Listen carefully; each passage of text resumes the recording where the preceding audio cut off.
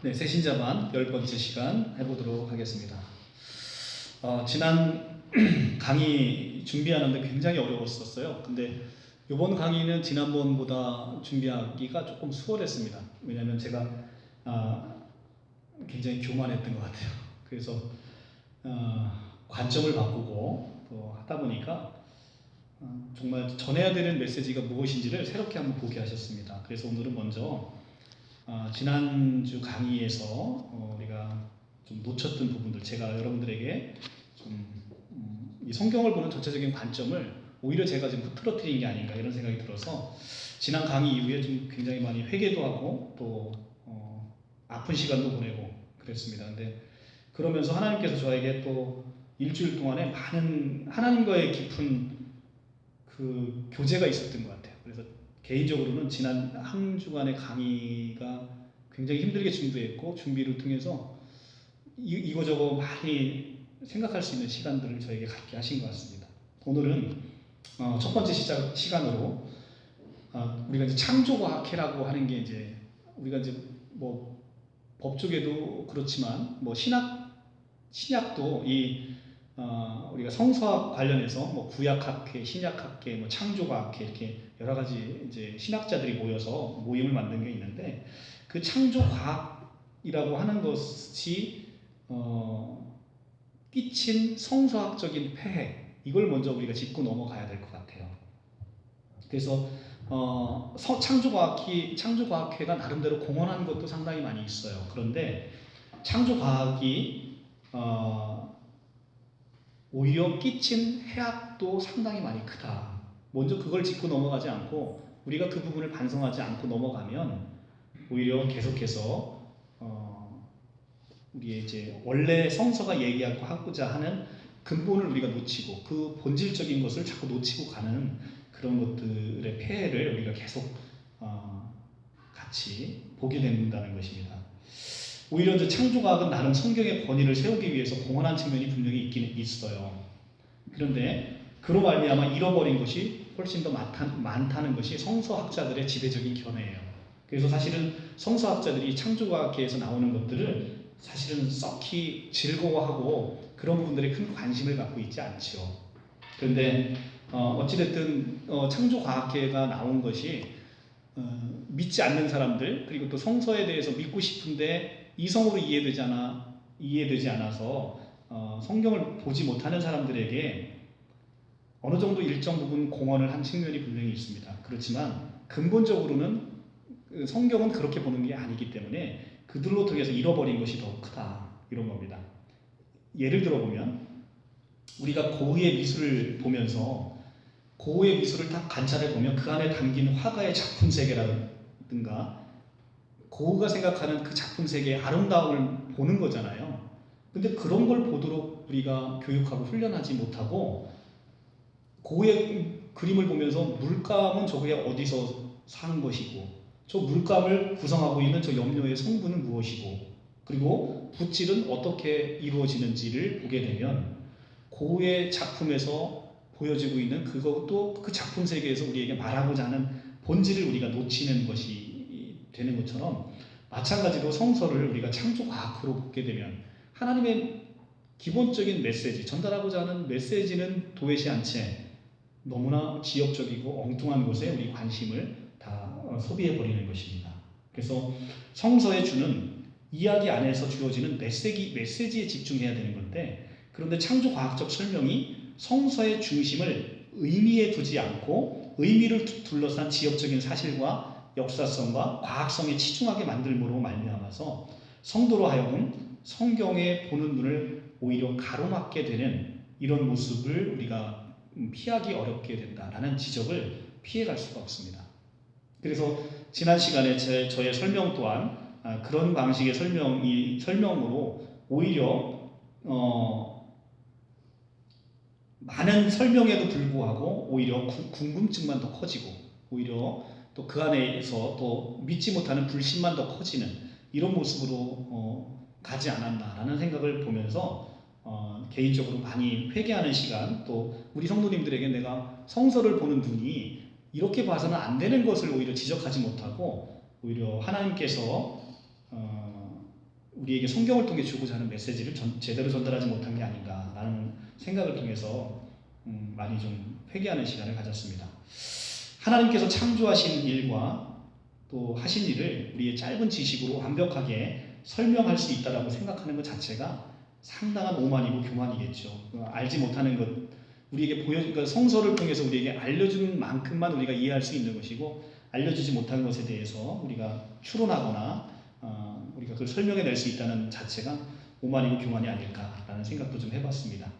그래서 이제 노아의 방주 관련해서 우리가 이제 지난번에 흔히 질문되어지는 것들에 대해서 나름대로 설명을 좀 했어요. 설명을 했는데 오히려 이제 설명을 하고 나니까 끝나고 나서 이제 우리 유튜브를 통해서 많이 들으시는 성도님들도 가끔 이제 저랑 교통하시는데 여기 계신 성도님도 그렇고 오히려 설명을 하고 나니까 오히려 질문이 더 이제 그 다른 질문에 꼬리를 남고 또 다른 궁금증에 계속 쌓여 있어서 정작 성서가 말하고자 하는 궁금증은 없고 어떤 그런 과학적인 궁금증, 그 다음에 역사적인 궁금증 이런 거에만 치중하게 되는 것이 결국은 저의 강의를 유익하지 못했다라는 것을 제가 스스로 고백하게 됩니다.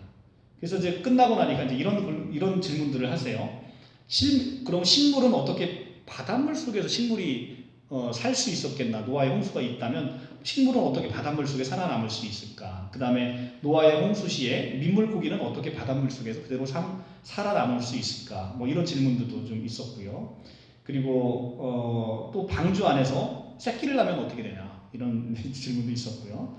또 홍수 후에 황량한 세계에서 동물들이 어떻게 먹이를 구해서 살아남았을까라고 하면서 이제 꼬리에 꼬리를 무는 질문들이 계속 이어졌습니다. 그리고 또 여기 나름대로 또 창조과학의 설명들이 다 나름 또 이해가 갈 수 있는 방식으로 또 다 되어 있습니다. 그래서 이제 그것도 그냥 뭐 우리가 이제 재미삼아냥 한번 살펴보면 식물의 씨앗으로 식물이 어떻게 살아남았을 것이냐라는 대답에 식물이 씨앗의 형태로 얼마든지 살아남을 수 있다라는 주장을 하고요. 실제로 이제 많은 육상동물의 종자들이 여러 농도의 소금물에 1년 동안 잠겼다가 꺼낸 후에도 발화하는 모습을 이제 보고되고 있다라고 얘기를 하고 있고, 이제 고대 미라에서 손에 쥐었던 그 미라를 땅에 심었더니 싹이 텄다라는 보도도 있다라는 얘기도 있고, 어찌됐든 설명의 방식은 나름대로의 설명의 방식들이 다 있더라고요. 그러니까 예를 들면 또 이 어느 지역이 이제 모든 식물들과 민물고기가 어떻게 바닷물에서 살 수 있을까라고 할 때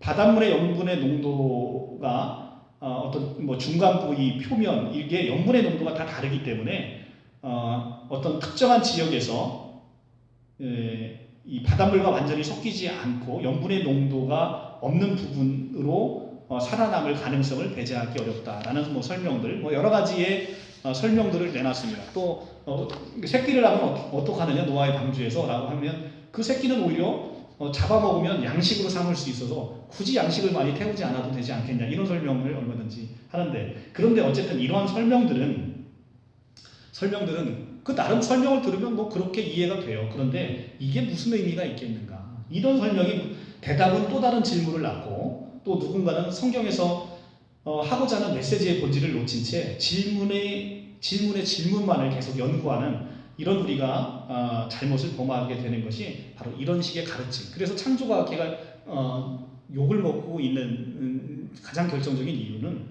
성서를 보는 방식에 있어서 큰 우를 범하고 있다라는 얘기입니다. 그래서 이런 부분들을 우리가 스스로를 우리가 잘못된 것을 고백하지 않을 수가 없는 이런 모습을 보게 되는 것이죠. 우리가 이제 아까도 이제 예를 들었습니다만 고흐의 예를 들었을 때 그림에서 그려진 아름다움을 보지 못하고 우리가 정작 이 위대한 작품을 있는 그대로의 모습으로 보지 못하고 그 안에 있는 뭐 염료를 연구한다든가 염료의 출처라든가 성분을 연구함으로써 정작 큰 그림을 봐야 될 때 그걸 보지 못하는 안타까운 그렇게 그 고흐의 그림을 본다면 얼마나 안타깝겠어요, 그죠? 그러면 그 사람은 참으로 안타까운 관람객에 지나지 않는 것이죠. 정작 똑같은 고흐의 그림을 보고 왔는데 어떤 사람은 그 고흐의 그림 세계 안에서 엄청난 감동을 받고 왔는데 어떤 사람은 염려만 보다 오는 이런 어리석음을 범할 수밖에 없는 거죠. 그래서 지난주에 저의 강의가 이렇게 어리석은 강의였다라는 걸 다시 한번 여러분에게 말씀드립니다. 또 하나는 제가 아무리 많이 설명을 드린다 하더라도 우리가 각자의 생각에 꽂혀 있어서 듣고 싶은 내용만 좀 듣게 된다라는 측면도 있다는 거예요. 그러니까 제가 지난번에 노아의 방주에 들어간 것에 동물의 수에 관련해서 저의 결론은 뭐였었냐면 종속 과문 강문계에서 동물이 들어가야 되는 것은 그 맨델의 유전 법칙에 따르면 과 정도의 동물만 들어가면 되기 때문에 최종적으로 2,000마리 정도만 들어가면 될 수도 있었다라는 것이 이제 제 결론인데 가사 설령 우리가 지금의 종의 개념으로 봐도 35,000마리 정도를 넘지 않는다라고 했는데 제 본질은 뭐였냐면 2,000마리 정도도 될 수 있을 것이다 라는 것인데 오히려 3,500마리를 머릿속에 담아두시고 또 그것을 저한테 또 35,000마리는 못 들어갑니다 이렇게 얘기를 하시니까 그러니까 내가 강의에서 본질적으로 얘기하고자 있는 것을 어떤 머릿속에 내가 굳혀진 고정관념이라든가 생각으로 인해서 하고자 하는 얘기를 제대로 못 알아듣는다. 그러니까 35,000마리라는 것은 사실은 제 주장 중에서 가장 이 보수적으로 잡고 가장 이제 큰 마리를 잡아도 35,000마리라는 건데 이제 거기에만 이제 꽂혀서 얘기를 들으시면 결국은 화자가 전하고자 하는 말과 청자의 그 생각이 너무 불일치하는 이런 모습을 우리가 보게 된다는 것입니다. 그래서 어떤 식이든 이런 방식의 설명은 옳든 그르든 간에 제 설명이 옳든 그르든 간에 이런 방식으로 성경을 설명해 내려고 하는 것 자체가 우리가 성경 읽기를 제대로 하지 못하는 그런 상태를 우리가 빠지게 된다라는 것을 다시 한번 여러분에게 알려드립니다. 그러니까 분명 성경을 처음 접하면서 잘못 접하는 분들을 제가 오히려 또 조장한 게 아닌가 이런 또 회개도 하게 되고요. 이제 보통 이제 오늘 새신자반인데 새신자반이라는 건 기본적으로 성경에 관해서 이제 영적인 아이와 같은 것이죠. 근데 우리가 이제 아이들에게 성경을 보는 방법을 이런 방식으로 알게 해주면 아이들은 성경을 이런 식으로 봐야 되는구나 라고 오히려 좀 착각하게 할 수도 있고 또 아직 영적으로 성경을 보는 것에 대해서 눈이 떠 있지 않은 사람에게 이런 식의 성경에 보는 방식을 제가 권유해 주는 게 아닌가 이런 또 그 생각이 들어서 좀 생각이 되게 많았고 반성을 많이 하는 그런 한 주를 보냈습니다. 다만 오늘 출애굽과 관련해서 어찌됐든 우리 이제 성도님께서 미리 저희에게 가족끼리 궁금하게 생각하시는 내용들에 대한 부분은 오늘 그래도 최선을 다해서 그 부분은 제가 한번 설명을 해보고자 합니다만 그 대답 속에서도 저의 대답이 옳고 그름의 문제가 아니라 그런 질문 자체가 성경 안에서 성경의 해석 방법으로는 아주 적절치 않은 방법이다라는 걸 다시 한번 먼저 서두에 말씀을 드리고 그렇게 한번 나가보고자 합니다. 그리고 그러면 성경을 원래 이제 오늘 이제 출애굽기를 할 건데 출애굽 사건에서 우리가 온전히 누려야 되는 메시지는 어떤 것이냐, 그것이 구원사적인 의미에서 성경이 말하고자 하는 것은 무엇이냐라는 것을 오히려 그 방식을 더 이야기하는 것이 맞는 방법입니다. 먼저 이렇게 강의를 시작하기 전에 오늘 겸손하게 이 모두 쏟아지는 질문에 대해서 저의 대답은 모른다는 것입니다. 모른다는 이 고백으로부터 먼저 시작을 하는 것이 제가 여러분들에게 더 정직한 강의를 할 수 있는 그런 시작이 아닐까라는 생각이 들어서 먼저 지난 시간의 강의의 잘못을 반성하고 정작 하나님의 창조의 세계에 대해서 아무리 설명한다 하더라도 여러분들의 궁금증을 다 풀어드리지 못하는 것을 제가 겸손히 고백하고 시작하도록 하겠습니다. 자, 오늘 이제 그러면 오늘 이제 성서학자로서 옳고 그름을 논하기보다는 우리가 왜 그러면 믿지 않는 사람들이 그런 공격과 질문을 하게 되는지, 그리고 그 질문이라는 것은 결국은 창조과학에서 먼저 그 질문에 대해서 설명해 내려다 보니까 다시 꼬리에 꼬리를 무는 질문이라는 것을 여러분들에게 좀 먼저 알려드리고자 합니다. 거기에는 가장 중요한 성서에서 해석을 창조과학에서 잘못함으로 말미암아 시작이 됐다는 것에서 오늘 강의를 시작하고자 합니다. 한번 여러분들 잘 한번 들어보시기 바랍니다. 우리가 지난번 강의 중에 성경은 자연과학이 아니라 인문과학이다라고 제가 설명을 드린 적이 있어요. 그런데 그 인문과학적인 방법이다라고 얘기할 때도 여러분들은 그 방법을 조금 오해를 안 하셨으면 좋겠어요. 제가 말하는 것은 인문과학적인 방법이라고 해서 고고학이나 역사학으로 이것을 전통적인 의미의 인문학의 방법으로서 성경을 설명해 내겠다 이런 의미는 아니고요. 원인과 결과가 아닌 맥락에서 나타나는 성경의 맥락에서 나타나는 의미 중심으로 성경 본연의 메시지를 설명하는 방식으로 성경을 설명해 낼 수 있다라는 그런 차원에서의 인문과학적인 방법을 말씀드린 거고, 고고학이나 역사학으로 하나하나 인문학으로 제가 이것을 다 설명드릴 수 있다 이렇게 말씀드린 건 아닌데 그런 것으로 오해하지 않았으면 좋겠고요. 먼저 고고학이나 역사 그리고 이 인문학에서 나타나는 많은 사람들의 그 창세기에 대한 공격이 어디에서 시작이 됐는가, 그 근원부터 여러분들이 알았으면 좋겠어요. 이것이 바로 창조과학회를 향한 어떤 성서학회에서의 비난일 수도 있어요. 여러분들 그걸 먼저 아셨으면 좋겠고요. 지금 이제 창조과학 유튜브에 보면 이제 김명현 교수님이나 이런 많은 분들이 창조과학에서 성경에 대해서 이제 이렇게 풀어놓고 있습니다. 한면 굉장히 유익한 면이 있고 한면으로는 굉장히 아까도 말씀드렸지만 오히려 질문과 공세에서 더 자유롭지 못하게 만들고 또 잘못된 설명으로 말미암아 더욱더 불신에 빠지게 하는 것으로 인도하는 측면은 분명히 있습니다. 그런데 그 원인은 어디서 나오냐면 바로 창세기에서 나오는 이름의 족보와 수명을 그대로 나열해서 그것으로 지구의 나이를 한 6,000년의 역사로 보고 젊은 지구론을 주장하기 때문에 시작이 되는 것입니다. 그리고 여러분들 김명현 교수님 강의를 보면 창세기의 아담의 족보를 하나하나 다 해서 표를 만들어 놨어요. 근데 이제 가장 중요한 건 뭐냐면 그게 마치 전부인 양, 그것이 아담의 족보의 전부인 양 그려놨다는 것이죠. 그것으로 말미암아 계산해 보면 노아의 방주를 약 기원전 2300년 전으로 추론하고 있는 거예요. 그런데 과연 먼저 그것이 옳으냐라는 것부터 성서학자들은 비난하고 있다는 것이죠. 그러니까 물론 이제 그거에 기초해서 또 설명해내는 방식도 있긴 합니다만 우선은 성서학회가 내놓는 비판을 한번 보자는 거죠. 우리가 좀 춥습니다. 좀 에어컨이나 히터 좀 드시죠. 성경의 족보에 나오는 인물이 전부일 거라고 생각하는 것에 대한 전제는 일단 히브리어 벤이라는 단어의 오해에서 비롯됐다.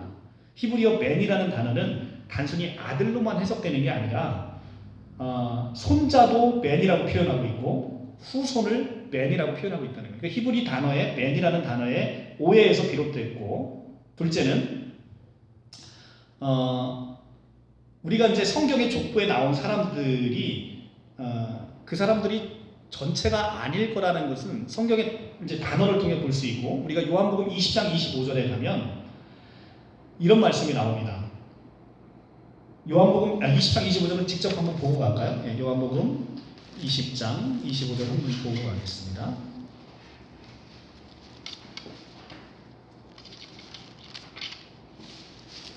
요한복음 20장 25절 신약 185쪽.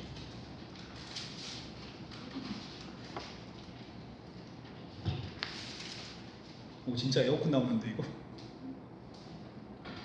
20장 25절. 예수께서 행하신 일이 이 이외에도 많으니 만일 낱낱이 기록되면 이 세상이라도 이 기록된 책을 두기에 부족할 줄 아노라. 자, 이게 우리가 복음서에서 예수님께서 행하신 일이 이게 전부라는 착각을 하지 말라는 거예요. 예수께서 하신 일을 다 낱낱이 기록하면 이 세상이라도 기록된 책을 두기에 부족할 만큼 예수께서 행하신 일이 많다라는 것입니다. 마찬가지로 아담의 족보에 가서 창세기 5장에 나오는데 이 창세기 5장의 아담의 족보를 모든 아담의 후손을 다 나열할 때는 창세기 21장, 죄송합니다. 21장입니다. 21장 25절이에요. 21장 25절. 다시 한번 볼까요? 21장 25절. 예수께서 행하신 일이 이 이외에도 많으나 만일 낱낱이 기록된다면 이 세상이라도 이 기록된 책을 두기에 부족할 줄 아노라. 그렇죠? 예수께서 행하신 일이 너무나 많다는 거예요. 그걸 다 기록하면 이것은 이 세상도 감당하기 어렵다는 거죠. 창세기 5장의 아담의 족보도 마치 이렇습니다. 아담의 족보를 아담의 구속사적으로 의미 있는 사람이 아니라 전체를 다 기록하게 되면 이것은 아담의 족보로만, 성경이 아니라 아담의 족보로만도 몇 수만 권이 될 수도 있는 그런 문제가 될 수 있다는 거예요. 그래서 성서학자들이 이렇게 봐요. 창세기 5장 1절은 이 아담의 계보를 적은 책인데, 이 아담의 자손의 계보는 이 히브리어로 창세기 5장 1절 한번 볼까요? 창세기 5장 1절에 가면, 맨 앞장 5장 1절에 가면 5장 1절에 1절이 이렇게 나옵니다. 6절 6페이지입니다. 5장 1절, 이것은 아담의 계보를 적은 책이니라. 아담의 계보를 적은 책이니라. 히브리어로 세펠 톨레토트 아담이라고 부릅니다. 세펠 톨레토트 아담이라고 하는데, 이것을 원어성경으로 번역한 옥스포드 원어성경 대전 제가 갖고 있는 책인데요. 여기 362쪽에 가면 이런 설명을 해요. 원어성경을 이제 해석한 건데, 이 톨레도트라는 단어는 성경에서 번역이 가장 난해한 단어 가운데 하나라고 얘기를 합니다. 이것은 낳다, 출생하다라는 뜻의 동사인 얄라드에서 유래한 명사인데, 후손의 출생이나 천지의 창조와 같은 개념을 포함하고 있기는 하지만 독특한 의미를 지니고 있어서 영어나 한글에서는 이 톨레도트라는 히브리어 단어를 한마디로 설명할 수 있는 적절한 단어가 없다라고 이 원어성경은 얘기를 합니다.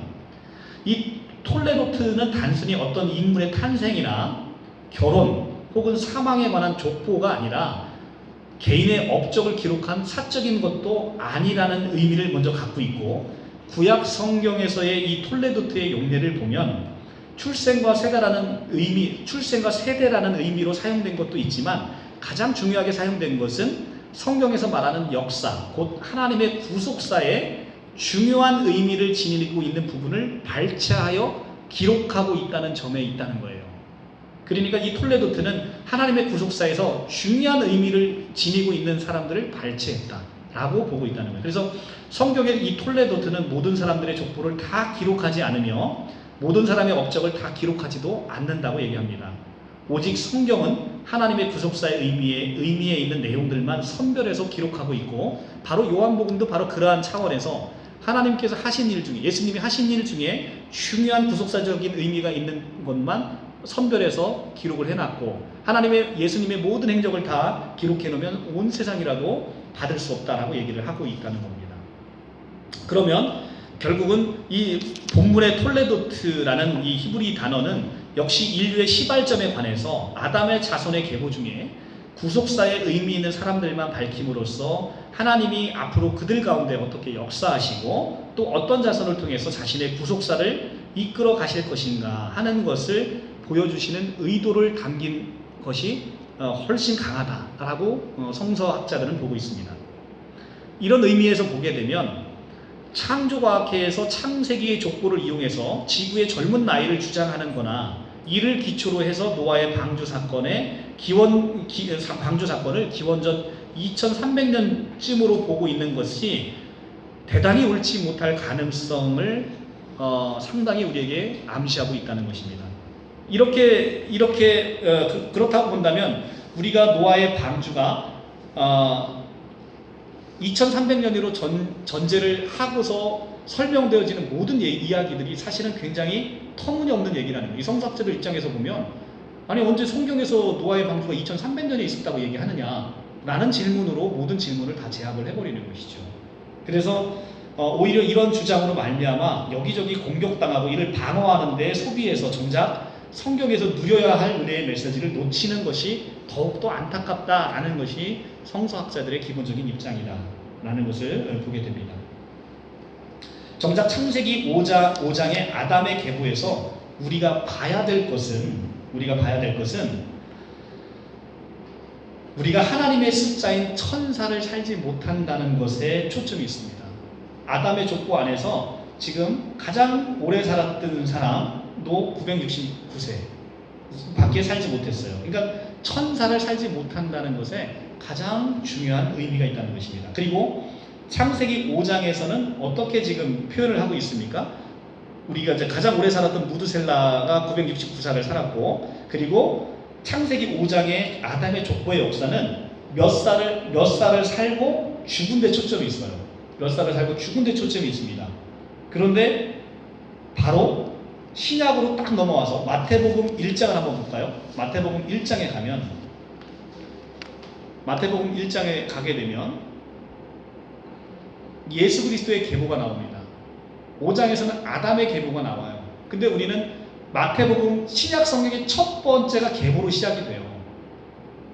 그러니까 신약 성경의 처음은 뭐냐면, 여러분들이 이 아담의 계보에서 이제는 아담의 계보가 끝나고 여러분들이 새 아담이신 예수 그리스도의 계보 안에 들어간다라는 것을 설명해 내고 있는 거예요. 그런데 그러니까 여러분들이 이제는 아담의 족보 안에 들어있던 여러분들이, 아담이 인류의 조상이라고 하면 여러분들은 아담의 족보 안에 들어있는 거잖아요. 그 족보를 끝내고 마지막 아담으로 오신 예수가 그 아담의 족보를 끝내고 새 아담으로서 마태복음의 1장이 아브라함과 다윗의 자손 예수 그리스도의 계보라라고 시작을 하면서, 이제 여러분들은 새로운 질서 안에, 새로운 세계 안에, 새로운 족보 안에, 새로운 세상 안에 여러분들이 들어갔다라는 그 메시지를 보여주고 싶은 거예요. 그리고 나서 지금 창세기 5장과 달리 어떻습니까? 죽는 얘기가 나오나요? 안 나오나요? 죽는 얘기가 안 나와요. 낳고, 누가 누굴 낳고, 누가 누굴 낳고, 누가 누굴 낳고, 낳는 역사가 기록되어 있어요. 그러니까 우리가 창세기 5장과 마태복음 1장에서 누려야 되는 것은, 마태복음에서 새롭게 시작되는 새 역사 안에서는 이제는 새 아담 안에서 이제 사망의 역사가 끝나고, 누가 몇 살까지 살다 죽고, 누가 몇 살까지 살다 죽고, 몇 살까지 살다 죽고 하는 사망의 역사가 끝나고, 이제 생명의 역사, 이제는 생명이 생명을 낳는 그 역사가 비로소 시작됐다는 것을 신약 성경이 보여주고 있다는 거예요. 그 메시지에 우리가 초점을 둬야 된다라는 것입니다. 근데 그것을 갖다가 마치 이게 아담의 모든 자손을 다 얘기하는 것처럼 그것을 아주 큰 도표에다 그리면서 이걸 연도로 계산해 내는 게 얼마나 우리가 어리석은 일을 하고 있는지를 성경학자들이, 원어 성경을 보는 학자들이 그렇게 보고 있다는 것입니다. 그래서 정작 우리가 창세기 5장에서 누려야 되는 것은, 우리는 아담 안에 있을 때 우리는 사망의 역사를 살고 있지만, 마태복음 1장에서 그리스도 안에서 이 예수 그리스도의 족보 안에 들어갈 때 우리는 생명을 낳는 역사로 우리가 들어가게 된다는 것을 성경이 우리에게 보여주고 있다는 것입니다.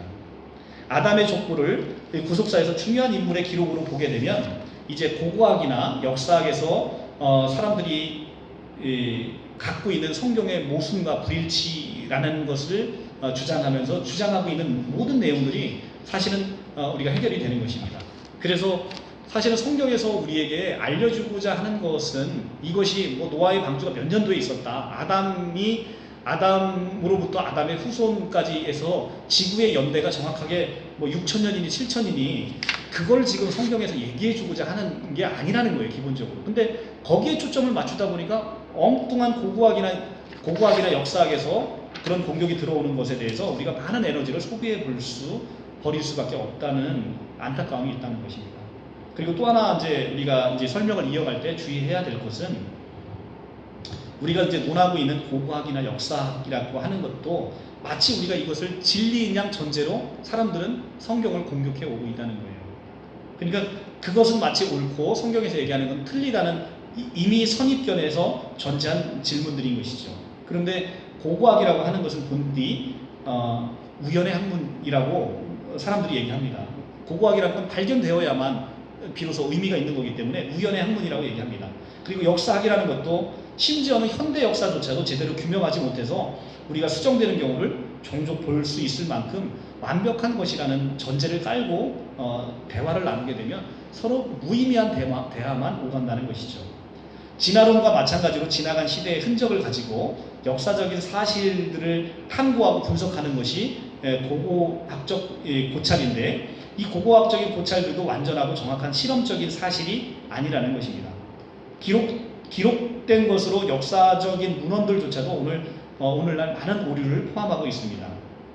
그러니까 우리가 역사서라고 발견되는 것들도 그 안에 많은 오류와 편집자들이 갖고 있는, 저자들이 갖고 있는 사상과 세계관에 따라서 많은 것들의 허구를 담고 있다는 것이죠. 오직 만물을 창조하시고 역사를 주관하시는 하나님께서 역사의 현장에서 인간의 역사를 주관하셨던 그 하나님이 기록하게 하신 이 성경이 문헌 중에서는 오히려 가장 신뢰할 만하고 문헌 중에서 가장 정확한 것을 담고 있다라는 게 이제 우리의 믿음의 고백인 것이죠. 이런 믿음으로 우리가 이제 고백이 되어질 때 이런 믿음들은 사실은 그냥 나오는 믿음의 고백은 아닌 것입니다. 왜냐하면 고대 문헌 중에서 이 성서보다 더 비교할 수 없을 만큼 많은 사본을 갖고 있는 건 단 한 개도 없습니다. 너무나 많은 사본들이 발견되고 있고 이 사본이 많다는 것은 그만큼 정확성이 많다는 거예요. 그래서 제가 다음 시간에는 우리가 역사적인 문헌이 발견됐을 때 이것의 정확성, 이것의 역사성을 어떻게 규명하는지를 보다 이제 자세히 볼 텐데, 성경은 제가 이제 누누이 말씀드렸습니다만 5,500여 개의 사본이 존재를 하고 있습니다. 초기 마소라 사본부터 1947년에 쿰란 동굴에서 발견된 사해 사본을까지 전체적으로 5,500여 권의 사본이 있고, 사본을 다시 번역한 번역 사본 18,000여 개를 존재하는데, 이 18,000여 개의 번역 사본까지를 포함하면 총 성경의 사본은 25,000개입니다. 이건 세상에 어떤 것도 비교할 수 없을 만큼 어마어마한 숫자예요. 세상에 발견되어 있는 고문서 중에 가장 사본이 많은 게 호모의 일리어드입니다. 호모의 일리어드인데 643개입니다. 성경하고의 격차가 25,000개 대 643개, 차이가 너무나 많죠. 그 정도로 세계에서 가장 오래됐고 사본이 많다라는 호모의 일리어드보다 비교할 수 없을 만큼 완벽하게 사본이 많습니다. 그렇기 때문에 우리의 이 믿음이, 성경이 어느 정도 정확하고 신뢰할 만하다라는 것은 우리가 고고학적인 방법으로서의 그 방법을 들이대도 변하지 않는 사실이라는 것이죠. 우리가 갖고 있는 역사적인 지식은 우리가 주로 타인의 증언에 근거하고 있어요. 그래서 과거에 대한 지식은 타인의 증언으로 이루어져 있다는 것입니다. 증언이라는 것은 보통 구전이나 문서 형태로 남아있지요. 그래서 타인에게 자신의 정보를 진술할 때 우리는 보통 구두로 진술하거나 문서를 넘겨주는 방법으로 하는데, 이 정보 전달의 입장에서는 그 사람의 구두 진술과 그 사람이 남긴 문서의 기록의 진위 여부를 파악해서 이게 신뢰할 만한 것인지를 확인하는 작업을 거치게 되죠. 그렇게 해서 우리가 이건 믿을만하구나 라는 것을 취득할 때 그 정보를 획득하는 방법은 우리가 그런 확인하는 작업을 걸쳐서 그 사람의 증언을 결국은 믿느냐 믿지 않느냐를 통해서 우리가 정보를 갖게 된다는 것이죠. 그러니까 여러분도 한번 생각해 보세요. 여러분들이 갖고 있는 모든 정보는 어떻게 해서 취득됐습니까? 어렸을 때부터 학자들이 만들어 놓은 학교라는 것을 통해서 계속해서 배워온 그것을 내가 신뢰할 만하다라는 판단하에 내가 가지고 있음으로 말미암아 형성되어 있다는 것이죠. 그러니까 엄밀히 말하게 되면 우리가 과거의 지식을 얻는 방법은 특정 증언에 대한, 특정 진술에 대한 믿음에 근거하고 있다는 것이죠. 구체적으로 먼저 증언을 듣고 나서 그 신뢰 여부를 선택한 후에 우리가 그걸 지식을 얻게 되는 과정으로 우리가 설명해 낸다는 것입니다. C. 베커라는 사람은 실체적인 과거를 역사가들이 파악할 능력이 없다라고 생각을 합니다. 그것은 역사가들이 과거에 대한 증언들만 있을 뿐 목격자들로서 그 사건에 참여한 것이 아니기 때문이라고 설명을 합니다. 비어드라는 학자는 과거가 연구 대상으로 파악될 수 있다고 낙관적으로 주장을 하고 있지만 역사의 주제는 가치의 문제로 가득하다라고 보았습니다.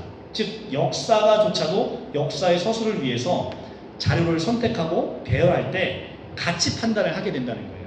그런데 극단적으로 역사의 의미를 결정할 때는 역사가들 또한 자기의 믿는 바를 옳다라고 보는 신앙 행위를 하게 된다는 거예요.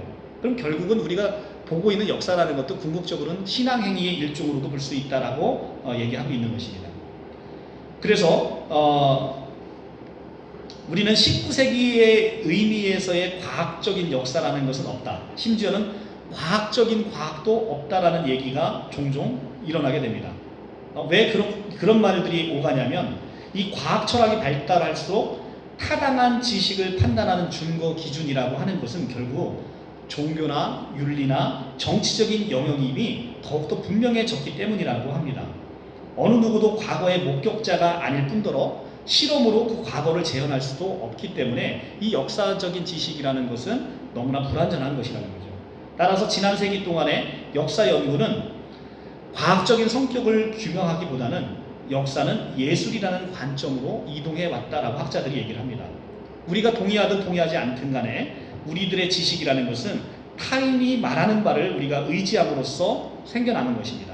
여러분들 논문을 한 번씩 써보신 분들은 아마 너무나 쉽게 이해하실 텐데, 우리가 연구하거나 논문 쓸 때 우리 주장에 신빙성을 더하기 위해서 우리는 어떻게 하냐면 다른 학자들의 의견을 각주를 달아서 활용을 합니다. 우리가 각주를 달지 않고 남의 의견을 썼을 때 이걸 표절이라고 하잖아요. 그러니까 우리는 다른 학자들의 의견을 갖고 이것을 각주로 달아서 활용함으로 인해서 우리가 얘기하는 것을 다른 사람의 말을 빌려서 신빙성을 높여주는 역할을 논문을 쓰면서 다 하게 되는 것이죠.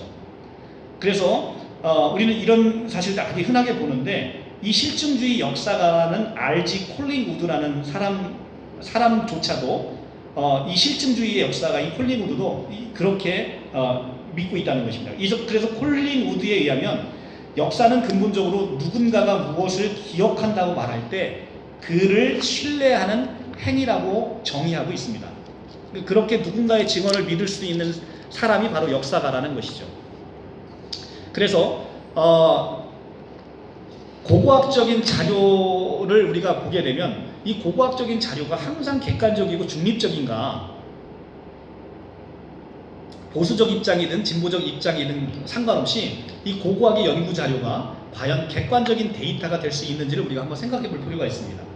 정말 고고학의 연구 자료는 사람의 주관으로부터 자유롭고 무료한, 아주 오류가 없는 그런 데이터인가를 우리가 생각해 볼 필요가 있다는 것이죠. 고고학의 객관성의 문제에 대해서 고고학자 스스로가 어떻게 얘기를 하는지를 한번 살펴봤습니다. 리텐 베이거라는 고고학자는 이런 얘기를 합니다. 근본적으로 이론적인 논쟁에 결착을 내는 것은 고고학이 아니다. 고고학이 지금까지 증명한 것은 소위 확실한 사실이라는 것이 토론자의 관점에 의해 결정되는 개념이라는 사실뿐이다 라는 얘기를 합니다. 그리고 쉔크라는 학자는 좋은 학자들, 정직한 학자들은 고고학적 유물을 해석함에 있어서 계속 의견의 불일치를 가질 것이다. 그 이유는 고고학이 과학이 아니라 기술이기 때문이다. 종종 그것은 좋은 기술에도 미치지 못하는 것 같다라고 얘기를 합니다. 크노퍼스라는 학자는 문학 본문과 물질 증거를 비교하는 것은 매우 어려운 일이다. 그러나 물질 증거에 집중하고 물질 증거에 집중한다고 해서 객관성이 보장되는 건 아니다. 문학 본문만큼이나 유물 증거의 의미도 자명하지 않다라고 얘기를 합니다. 예를 들면 이런 거죠. 토기하고 식기, 어떤 무기 등이 유물로 발견이 됐어요. 근데 이 발견된 이 유물 자료의 기록 자료가 남아 있는 이 유물이 이 유물 자체는 그 무엇인가를 얘기하고 있지는 않다는 거죠. 일단 유물 자체는 벙어리와 같은 유물 조각에 지나지 않는다는 겁니다. 다만 이야기를 할 수 없는 이 유물을 가지고 우리 후세대가 어떻게 이것을 판단해내냐면 고고학자라고 하는 사람들이 이 유물의 역사적인 가치를 누군가가 대변해 줘야 되는데 그 역할을 하는 것은 바로 고고학자들이라는 거예요. 근데 이 고고학자들이 발굴된 유물로부터 어떤 해석적인 틀을 도출하는 게 아니라, 고고학자들이 정직하게 얘기를 하면, 엄밀하게 말하면 자신들의 해석적인 틀을 미리 만들어 놓고 해석적인 틀 안에 이 유물이나 유적들을 배열하는 방식을 사용하고 있다는 거예요. 그렇다면 그 해석적인 틀은 도대체 어디서 나오는가를 살펴봤더니 실상 고고학자들이 갖는 이 해석적인 틀도 대개는 누군가의 증언으로부터 나온다는 것이죠.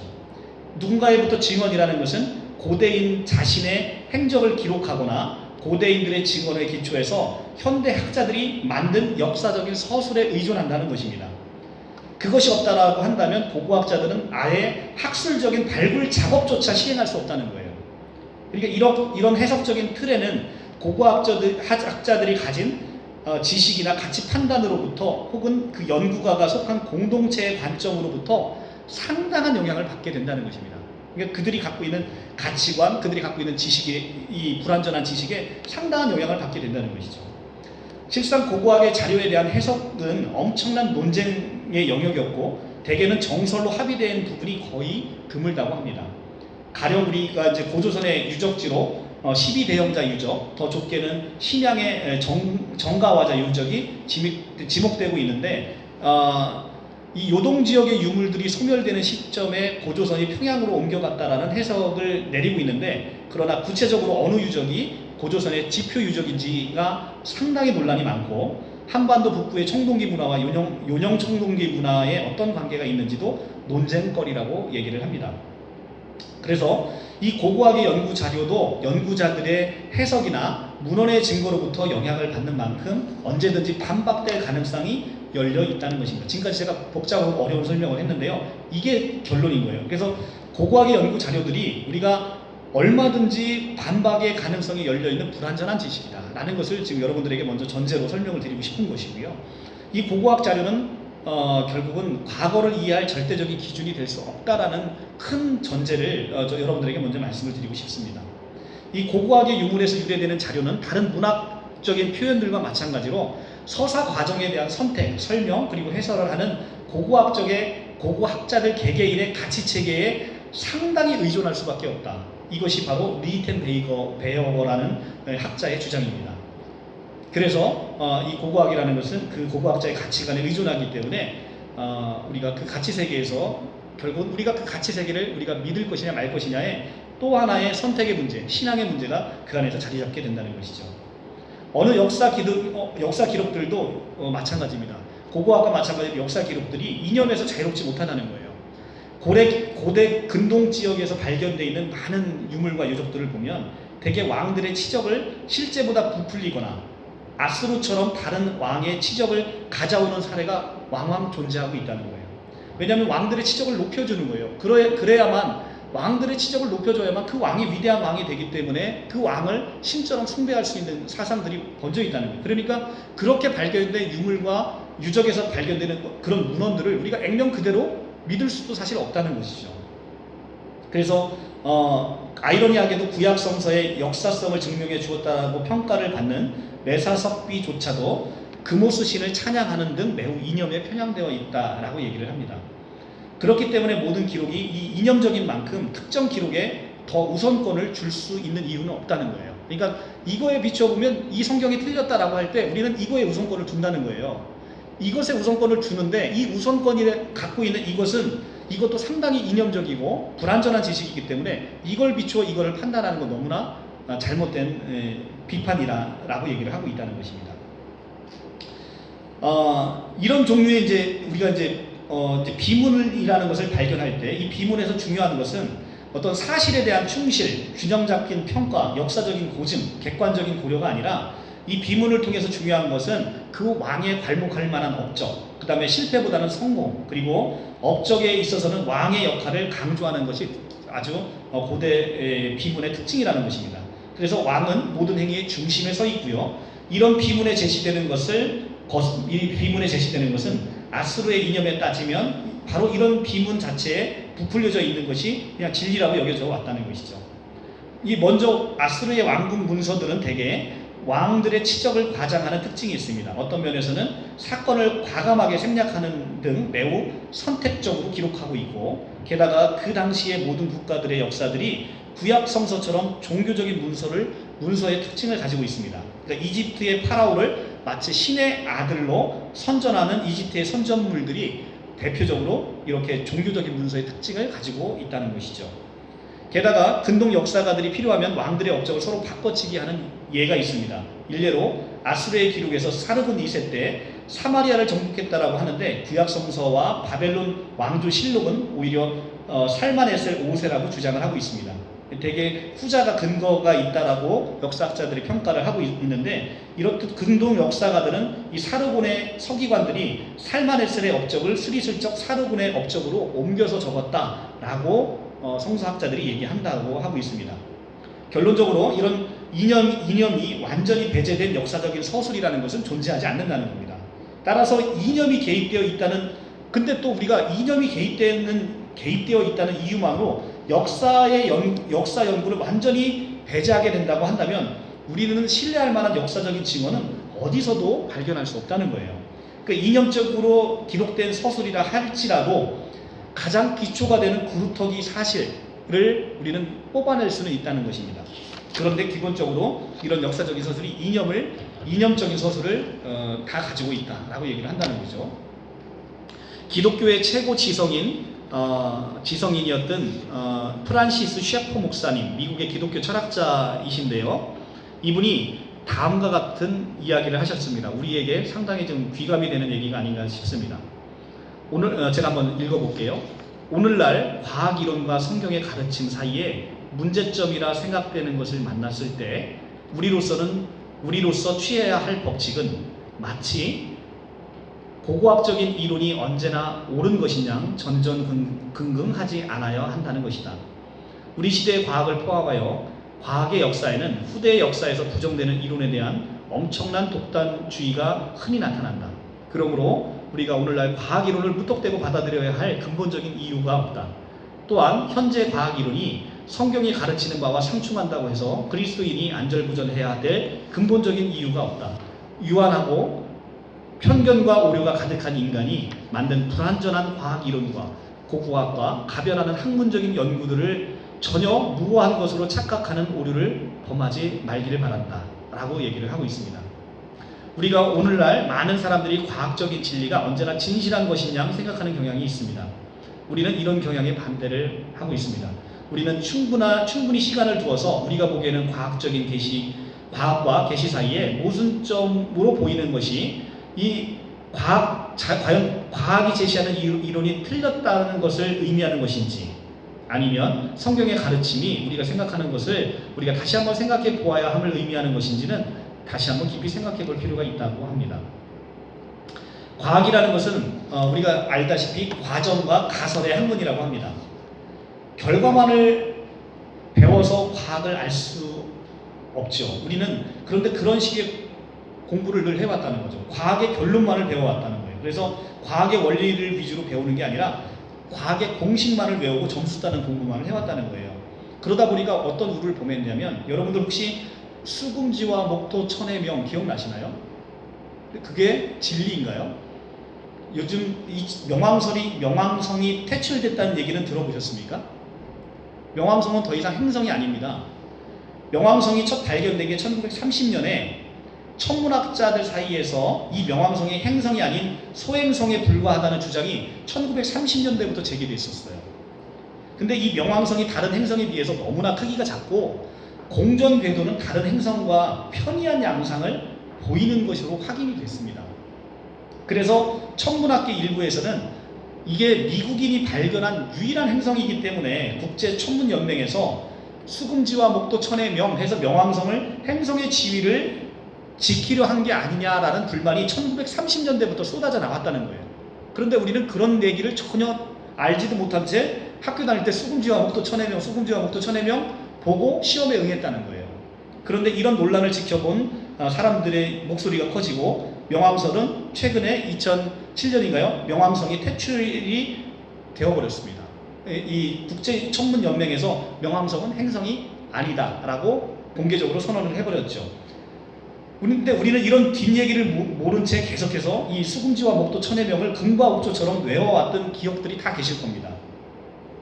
우리가 과학기술이 만능이며 과학에서 나온 모든 데이터들이 틀리면 안 된다라는 생각을 갖고 있던 우리의 지성인들에게 명왕성의 퇴출은 상당히 충격적이지 않을 수가 없다는 것이죠. 우리가 과학의 시대를 살아가고 있는데 수금지와 목도 천해명에서 이 명왕성을 행성으로 봤는데 명왕성이 행성이 아니었다고? 라는 것을 우리가 접할 때 이 과학의 가설이 얼마나 변할 수 있는 가능성을 내포하고 있는지를 우리는 보게 된다는 것이죠. 이런 기초하에 과학은 가설을 세워놓고 그 가설을 설명해내는데 그 가설이 틀렸을 때 우리는 과학을 수정할 수밖에 없는 것이죠. 이렇게 우리가 이런 문제점을 우리 스스로 과학과 고고학과 역사학의 불완전성을 지금까지 이제 설명을 드렸습니다. 자, 출애굽기를 설명하면서 제가 이렇게 많은 설명을 드린 이유는 뭐냐면, 제가 지난번 같은 실수를 범하지 않기 위해서 이 많은 설명과 이 많은 자료들을 찾아서 여러분들에게 지금 보여주고 있습니다. 제가 지금까지 설명드린 것도 불완전한 지식일 수 있습니다. 인정합니다. 지금까지 설명드린 것조차도 또 불완전한 지식일 수 있어요. 그러니까 제가 말씀드리는 것은 성경은 그런 방식으로 이해하는 게 아니라는 거예요. 이런 불완전한 지식으로 우리가 논하는 게 아니라는 것입니다. 다만 성서는 우리에게 주고자 하는 메시지에는 오류함이 없다는 거예요. 인간을 구원하기로 하는 그 메시지에 오류함이 없다는 것입니다. 우리가 성서를 그런 방식으로 이해해야 된다는 것입니다. 자, 그러면 이제 여기와 관련해서 이제 이런 전제를 깔고 우리가 출애굽기를 한번 보겠습니다. 이제 많은 사람들이 출애굽 당시의 인구 문제와 인구 문제를 보면서 출애굽의 가능성에 의문을 제기하고 있죠. 왜냐하면 노아의 방주를 2300년으로 보면, 기원전 2300년으로 보면 노아의 방주 이후에 급격한 인구 형성과 문명의 발달을 어떻게 우리가 역사적으로 밝혀진 문명의 발달을 어떻게 우리가 이해할 수 있겠냐. 이스라엘 민족이 430년 동안에 애굽에 살면서 70명이 250명으로 불어난 숫자의 인구 증가율에 비춰보면 노아의 방주 이후에 이 고대 국가의 형성 사이에 모순들을 지적하는 경우가 상당히 많죠. 얼마나 당연히 타당한 설명입니다. 타당한 지적이에요. 그런데 이런 문제가 왜 서두에 제기된다고 제가 말씀을 드렸습니까? 이건 창세기 족보 5장을 우리가 맨이라는 히브리어 단어, 그 다음에 아까도 얘기했지만 창세기 5장에서 설명하는 그런 중요한 역사적인 구속사적인 의미만 담겨 있는 사람들을 기록한 것이라는 이 성서학자들의 설명에 비춰보면 짧은 지구 연대를 주장하고 있는 창조과학회에서 이 문제를 오히려 유발했다라고 얘기를 하고 있는 거예요. 그렇게 설명해내지 않으면 굳이 성서가 그런 곳에 휘말릴 이유도 없었고, 많은 성서학자들은 창조과학회가 나타나서 그런 설명을 하기 전까지 성경을 그런 방식으로 이해하지 않았다는 거예요. 그런데 그들이 나타나서 이 노아의 족보를 그냥 노아의 후손의 전체라고 생각하고 얘기하고 그것을 따져 묻다 보니 이런 엉뚱한 지적에 직면하게 되는 것이죠. 그래서 우리가 이 히브리 단어와 창세기의 족보를 그렇게 성서학자들의 입장에서 이해하게 되면 이곳에 모순은 전혀 발생하지 않을 수 있다는 것입니다. 그래서 노아의 방주에 관한 시기를 누구도 지금 정확하게 특정할 수 없다는 것이 우리의 솔직한 고백입니다. 노아의 방주의 역사성은 부정하지 않되 노아의 방주가 실제 언제 있었느냐는 성경에서는 이야기하고 있지 않다는 것이죠. 근데 그 노아의 방주를 2300년, 기원전 2300년이라고 못 박아놓고 설명을 하니까 이런 엉뚱한 질문과 대답이 쏟아져 나오는 것이죠. 그러니까 인구 증가율에 따른 고대 문명의 형성에 비추었을 때 노아의 홍수는 허구다라는 주장은 창조과학의 설명에 받아서 질문하는 사람들의 그 질문은 그야말로 헛된 주장은 아니라는 것이죠. 오히려 그 문제를 오히려 창조과학에서 야기한 측면이 있다라는 것을 제가 이렇게 말씀을 드릴 수가 있습니다. 자, 그러면 이제 출애굽 사건에 관련해서 이제 좀 풀어주실 거예요. 머리 아프네요. 이 출애굽 사건에서 이제 몇 가지 이제 우리가 이제 우리 성도님들 가족끼리 나왔을 때 이제 얘기됐던 문제들을 이제 위주로 몇 가지만 한번 제가 짚어보겠습니다. 왜 그런 질문들이 각 가정에서 나오게 됐는지 그 이유를 알면 그 원인을 설명하는 건 굉장히 쉽거든요. 그러니까 그 이유를 한번 보겠습니다. 출애굽 연대와 관련해서도 지난 1세기 동안 학자들 사이에서는 지속적으로 추측과 논쟁의 대상이 됐습니다. 그런데 출애굽의 연대에 관해서 우리가 성서에서 단서를 찾을 수는 있어요. 그런데 출애굽 연대를 그래서 찾는데 성서학자들 사이에서도 이 15세기 설과 13세기 설 두 가지 설이 굉장히 첨예하게 성서학자들 사이에서도 대립을 하고 있습니다. 근데 이것을 이제 고고학적으로 어떻게 논증해 내는지는 모르겠습니다만 우리는 출애굽의 연대가 언제냐 이것에 초점을 맞출 게 아니라 출애굽의 의미가 출애굽이 우리에게 말씀하고자 하는 것이 무엇인가를 초점을 먼저 맞춰야 된다라고 다시 한번 여러분들에게 말씀을 드립니다. 그런데 어찌됐든 성서학자들 사이에 여러분들은 학자들이 아니잖아요. 근데 학자들은 그게 직업이에요. 그게 직업이니까 그걸 연구할 수밖에 없죠. 근데 그 학자들 사이에서도 지속적으로 출애굽 연대가 계속 논쟁이 되어 왔다는 것입니다. 그래서 두 가지 설, 15세기 설과 13세기 설이 두 개 나타나고 있는데 이게 이제 고고학적으로 증명되고 있는 유물들을 통해서 이런 역사들에 대한 논쟁이 이루어지고 있는 건 사실입니다. 자, 그런데 출애굽 사건의 역사성과 관련해서 출애굽의 정확한 연대를 결정하기 어려운 것은 다음 두 가지 점에서 충분히 이해가 될 수 있습니다. 첫째는 출애굽 연대의 어려움은 다른 시대에 비해서 성경 자체가 출애굽과 관련된 인물이나 시기에 관해서 정확한 자료를 제공하고 있지는 않다는 것입니다. 단서는 제공하고 있되 정확한 자료를 제공하고 있지 않다. 성서 자체가. 둘째로는 출애굽과 관련하여 성경 이외에 다른 명확한 문헌적인 자료들이 없다는 거예요. 전혀 없지는 않은데 거의 없다는 것입니다. 그래서 출애굽 연대와 관련해서 학자들이 주장하는 다양한 연대들에 관해서 15세기설과 13세기설이 있는데 그 중에 16세기설도 있습니다. 이 16세기설이 바로 이집트의 헤리오폴리스 제사장이자 역사가였던 마네토라는 사람의 그 진술에서 확인될 수 있습니다. 그래서 이 마네토라는 사람은 고대 이집트의 3000년 역사를 31개 왕조로 나누어서 일목요연하게 정리한 인물로 우리에게 알려져 있습니다. 그런데 그의 작품은 현재 남아있지가 않아요. 마네토의 작품은. 그런데 마네토라는 사람이 어디에 알려져 있냐면 바로 요세푸스라는 이스라엘 요세푸스라는 후대 역사가들에 의해서 이 마네토라는 사람의 자료가 인용되고 있다는 거예요. 그래서 요세푸스가 인용한 마네토의 주장에 따르면 이집트의 19개 왕조 시대에 이스라엘인들이 힉소스라고 하는 이 힉소스라는 단어가 오늘 계속 나올 건데 힉소스는 이민족의 통치자로서 이민족의 통치자를 힉소스라고 불러요. 그런데 이 나일강 동부의 델타 유역을 점령한 민족인데 이 힉소스와 더불어서 이집트에서 축출이 됐고 그것을 구약 성경의 출애굽과 연관시키고 있다는 거예요. 그러니까 힉소스 민족이 이집트에서 축출된 적이 있는데 그것이 구약 성경 출애굽과 관련이 있다. 이 마네토에 의하면 요셉이 이집트에서 도착한 것은 힉소스 왕조 아포피스 제4년이고 그가 총리 자리에 오르게 된 것은 아포피스 제17년이라고 얘기를 합니다. 이러한 마네토의 주장에 따르면 출애굽 시기는 1550년경에 이루어졌다라고 합니다. 이 마네토의 16세기설은 그동안의 성서적인 자료나 고고학적인 증거가 부합되지 못하기 때문에 학자들로부터 학문적인 관심을 끊지 못하고 그냥 그 주장으로 그냥 끝나버린 설입니다. 그리고 가장 많이 보편적으로 우리가 이해하고 있는 정통 그래도 교회에서 많이 믿고 있는 학자들이 많이 믿고 있는 게 15세기설입니다. 15세기설에 이루어졌다는 것은 출애굽 연대가 열왕기상 6장 1절에 보면 480년 만에 솔로몬 성전이 출애굽한 지 480년 만에 솔로몬 성전이 건립되었다라는 열왕기상 6장 1절의 말씀에 기초하고 있어요.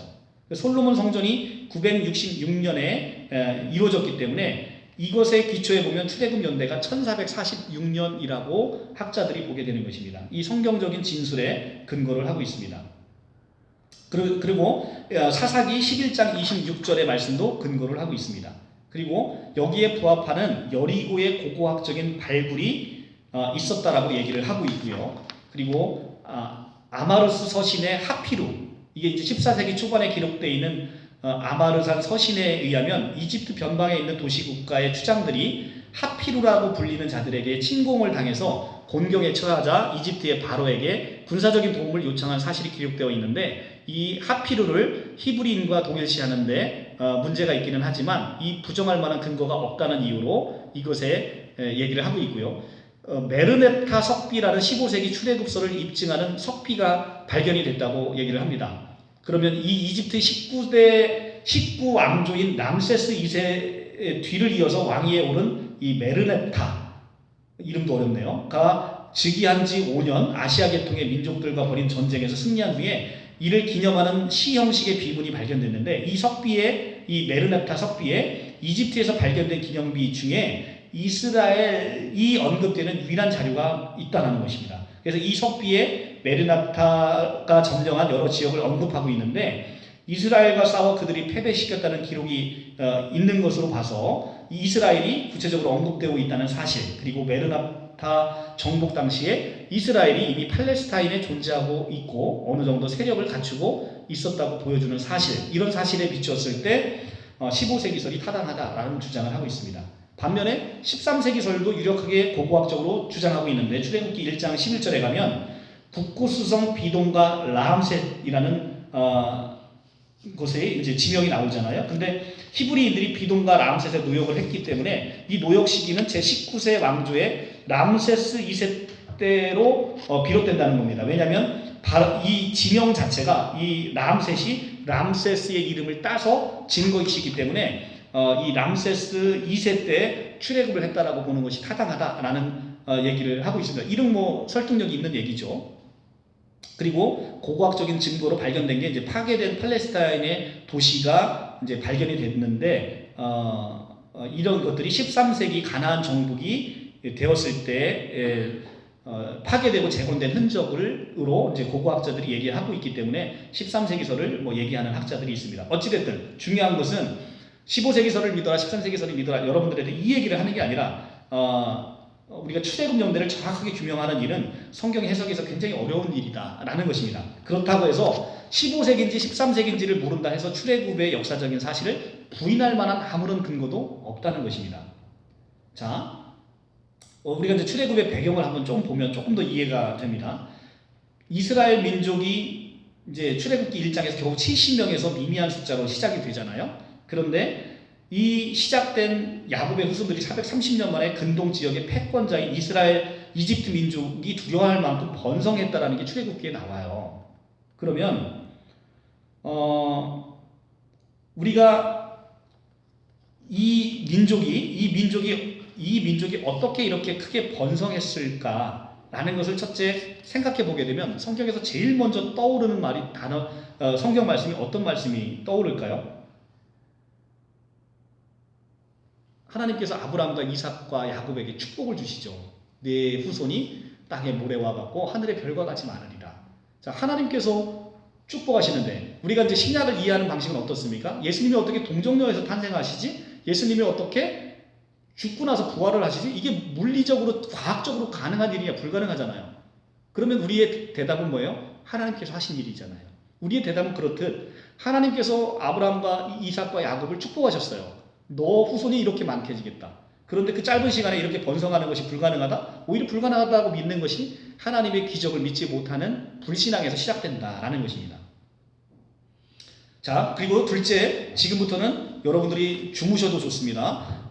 우리가 고루한 이집트의 왕들의 얘기를 제가 지금부터 할 것입니다. 그런데 이 왕들의 얘기를 좀 들어보시면 그래도 좀 도움이 되실 거예요. BC 15세기설을 주장하고 있는 학자들이 이 출애굽 당시 모세와 대립구도를 가지고 있는 이집트의 파라오가 누구냐면 제18 왕조의 아멘호텝 2세라고 얘기를 합니다. 그리고 BC 13세기설을 주장하는 학자들에 의하면 이집트의 파라오는 19세기 람세스 2세라고 제가 아까 말씀드렸어요. 그런데 성경의 권위와 정확성을 믿는 보수적인 성서학자들이 아까 15세기를 지지한다라고 얘기를 했죠. 그리고 나서 우리가 이제 이집트의 역사 얘기를 한번 이제 넘어가서 보겠습니다. 이 이집트의 역사를 보면 이집트의 파라오는 제18왕조의 6번째 왕인 아멘호텝 2세 때 출애굽을 했다라고 보는 15세기 설에 의해서 한번 설명을 해볼게요. 이스라엘 민족은 이 이집트 왕조의 연대기 가운데 12왕조 때 이집트에 정착을 했답니다. 출애굽은 18왕조인데 12왕조 때 정착을 했다고 합니다. 이때 이집트의 역사 가운데 번영을 이룬 시기 중에 하나로서 굉장히 번영했다는 거예요. 이집트가 중왕국 시대인 11에서 12왕조 기원전 2040년에서 기원전 1782년경에 속하는 이 중왕국 시대에 속한 시기였다고 합니다. 이 12왕조가 참고로 이집트의 고대 역사에서 상부 이집트와 하부 이집트가 통일돼서 번영을 누린 3번의 시기가 있었는데 그때를 각각 고왕국, 중왕국, 신왕국이라고 부릅니다. 아버님 잘 아실 거예요. 그리고 그 왕국의 역사 중간에 남북이 분열돼서 혼란을 겪은 시기가 있는데 이를 중간기라고 부르는데 제1중간기, 제2중간기, 제3중간기가 존재한다고 합니다. 그래서 이 왕조들이 이렇게 3중간기까지 지나서 이제 후기 왕조 시대에는 BC 522년과 BC 332년을 후기 왕조 시대라고 얘기를 하고 있고요. 이 중에서 직접 이스라엘 역사와 관련이 있는 시기가 바로 12왕조와 18왕조 요 사이라는 겁니다. 12왕조 중왕국 때 야곱의 자손들이 이집트에 들어갔고 그 사이에 번성해서 18왕조 신왕국 시대에 이스라엘 백성들이 이집트를 탈출하게 됐다는 거예요. 이스라엘 민족의 이집트의 정착기인 12왕조 때 이집트는 번영기를 누리고 있었답니다. 그래서 이 시기에는 이집트는 많은 이민족들을 받아들이는 포용 정책을 썼대요. 이주민들이 이집트 사회의 발전을 기여하면서 자신들의 입지와 세력을 쌓을 수 있는 이 기본적인 배경이 깔려 있다는 거예요. 그러니까 이민족을 억압한 게 아니라 이민족을 포용하는 정책을 쓴 거예요. 그러니까 그들 지역에서 그들만이 고센 지역에 자리 잡아서 그들이 살 수 있는 환경이 만들어졌다는 것이죠. 이것도 하나님의 역사가 아닐 수가 없습니다. 바로 이러한 시대의 상황 가운데 요셉이 이집트의 총리가 될 수 있었던 것이죠. 이민족을 포용하는 정책 때문에. 요셉이 이집트의 총리가 되었던 BC 1885년에 파라오는 12왕조의 세누스레트 2세였다고 합니다. 이름도 다 어려워요. 세누스레트 2세. 그런데 이 이집트는 이 12왕조 말부터 다시 쇠락기에 접어들면서 나라가 분열돼서 상하 이집트로 나뉘게 됐다는 거예요. 그동안 여러 대에 걸쳐서 이집트에 들어간 정착한 아시아 계통의 셈족 계통의 힉소스인들에 의해서 제15왕조와 제16왕조가 탄생이, 제가 아까 힉소스 굉장히 여러분들 알아둬야 되는 단어라고 얘기했잖아요. 이 힉소스가 누구냐면 이민족의 통치자들인 거예요. 이들이 이집트에 가서 15왕조, 16왕조를 탄생시키고 이집트를 완전히 장악해버린 겁니다. 그래서 이집트 역사상 외국인이 지배 민족이 돼서 원주민인 이집트를 통치하는 시대가 15왕조와 16왕조로 인해서 그러니까 이스라엘과 관계되는 12왕조와 18왕조 사이에 그 왕조가 들어섰다는 것입니다. 그래서 이스라엘 민족이 이집트에서 번성하던 시기가 바로 이 힉소스의 통치기관과 겹치게 되는 것이죠. 이미 제12왕조 시대에 이민족 수용 정책으로 이민족인 이스라엘 민족이 이집트에 이주할 수 있었고, 이제는 같은 셈족인 힉소스인들의 왕조가 들어섰기 때문에 이스라엘 민족은 이집트 사회에서 좀 더 깊이 뿌리내릴 수 있게 된 것입니다. 아무리 포용 정책을 한 것보다도 직접 이민족이 다스리는 문화에서 이민족이 살아가는 게 훨씬 더 수월했겠죠. 그래서 힉소스 왕조를 건재할 때 우리가 출애굽할 때와 달리 차별도 받지 않고 오히려 정부와 협력하면서 협력이 되면서 이스라엘이 번성했을 가능성이 상당히 크다라고 학자들이 보고 있습니다. 이 힉소스 왕조의 수도는 가나안 지역에서 가까운 하부 이집트 델타 지역의 아라비스인데, 이 지역이 바로 이스라엘 민족이 거주했던 고센 땅의 람셋입니다. 그러니까 힉소스 왕조의 수도가 가나안에서 가까운 이 델타 지역의 아라비스가 지금 고센 땅의 람셋이라는 것입니다. 그러니까 이민족이 점령하면서 수도가 그쪽으로 바뀌어버린 거예요. 그러니까 이제 우리가 이제 가족분들한테 대화 나눌 때, 야, 어떻게 우리 이집트의 왕궁은 저 아래 상부 이집트에 있고 고센 땅은 요 위에 있고 거리가 700km나 되는데 어떻게 이 노예들을 거기 갔다가 노동을 시킬 수 있느냐라는 전제는, 지금 이 역사적인 배경을 보면 힉소스 왕조에서 이집트의 수도가 이집트의 델타 지역인 아바리스로 옮겨진 것에 대한 지식을 좀 놓치고서 생각하시면 그렇게 오해하실 수가 있게 된다는 것이죠. 그러니까 이집트의 역사를 조금 더 깊이 고찰하면 그 질문에 대한 대답이 여기서 나올 수가 있게 되는 것이죠. 자, 그리고 나서 이제 출애굽기에 보면 요셉을 모르는 새 왕이 등장합니다. 이제 힉소스 왕조와 동시대 상부 이집트의 주심 도시인 테베에는 원주민인 이집트인들이 다스리던 토착 왕조인 제17왕조가 이제 공존하게 됐습니다. 그러니까 힉소스 왕조가 이제 점령을 했잖아요. 근데 원주민의 이집트의 왕조가 17왕조가 같이 공존하게 됐다는 거예요. 그래서 초창기 테베 왕조, 이 17왕조인데 이 테베 왕조는 힉소스 왕조에게 조공을 바치는 동신국에 불과했다고 합니다. 그렇지만 이 세켄엔네 왕 때부터 오늘 발음이 참으로 어렵네요. 이 세켄엔네 왕부터 이민족인 힉소스인들을 몰아내고 이집트를 통치하는 통일 국가를 꿈꾸는 혁명이 추진되기 시작을 했습니다. 그러던 중에 17왕조가 마지막 왕인 카모세가 17왕조의 마지막 왕인 카모세가 힉소스와 전투를 통해서 목숨을 잃게 됩니다. 그렇지만 그의 동생 아흐모세 1세가 마침내 힉소스인들을 몰아내고 18왕조를 창건합니다. 18왕조가 어떤 왕조라고요? 출애굽 당시의 왕조예요. 창건하게 됩니다. 그래서 이때로부터 이집트의 번영기 중에 하나인 신왕국 시대가 열립니다. 그런데 이와 같은 역사적 사건을 이스라엘 민족의 관점에서 보게 되면 이 시기가 출애굽에 등장하는 요셉을 모르는 새 왕의 시대가 도래했다라고 이제 성경에 언급하고 있는 때가 바로 이때라는 거예요. 그래서 성경이 언급한 요셉이 알지 못하는 새 왕이 등장한 시기가 바로 아흐모세 1세부터라는 것입니다. 자, 요셉을 알지 못하는 새 왕, 출애굽기 1장 8절에 나오는데요. 이 새 왕의 표현은 그가 정말로 요셉을 모른다라는 뜻이 아니라 요셉의 존재를 부정하고 싶은 왕조의 새 왕이다라는 것으로 성서학자들은 이해를 합니다. 이와 같이 제2중간기를 거쳐서 18왕조가 세워지는 과정을 살펴보면 이집트인들이 왜 아흐모세 1세부터 이스라엘 민족을 경계하고 박해했는지에 대한 답을 우리가 구할 수가 있어요. 그들에게 이 민족의 힉소스 왕조에게 지배당했던 민족적인 트라우마가 생긴 거예요.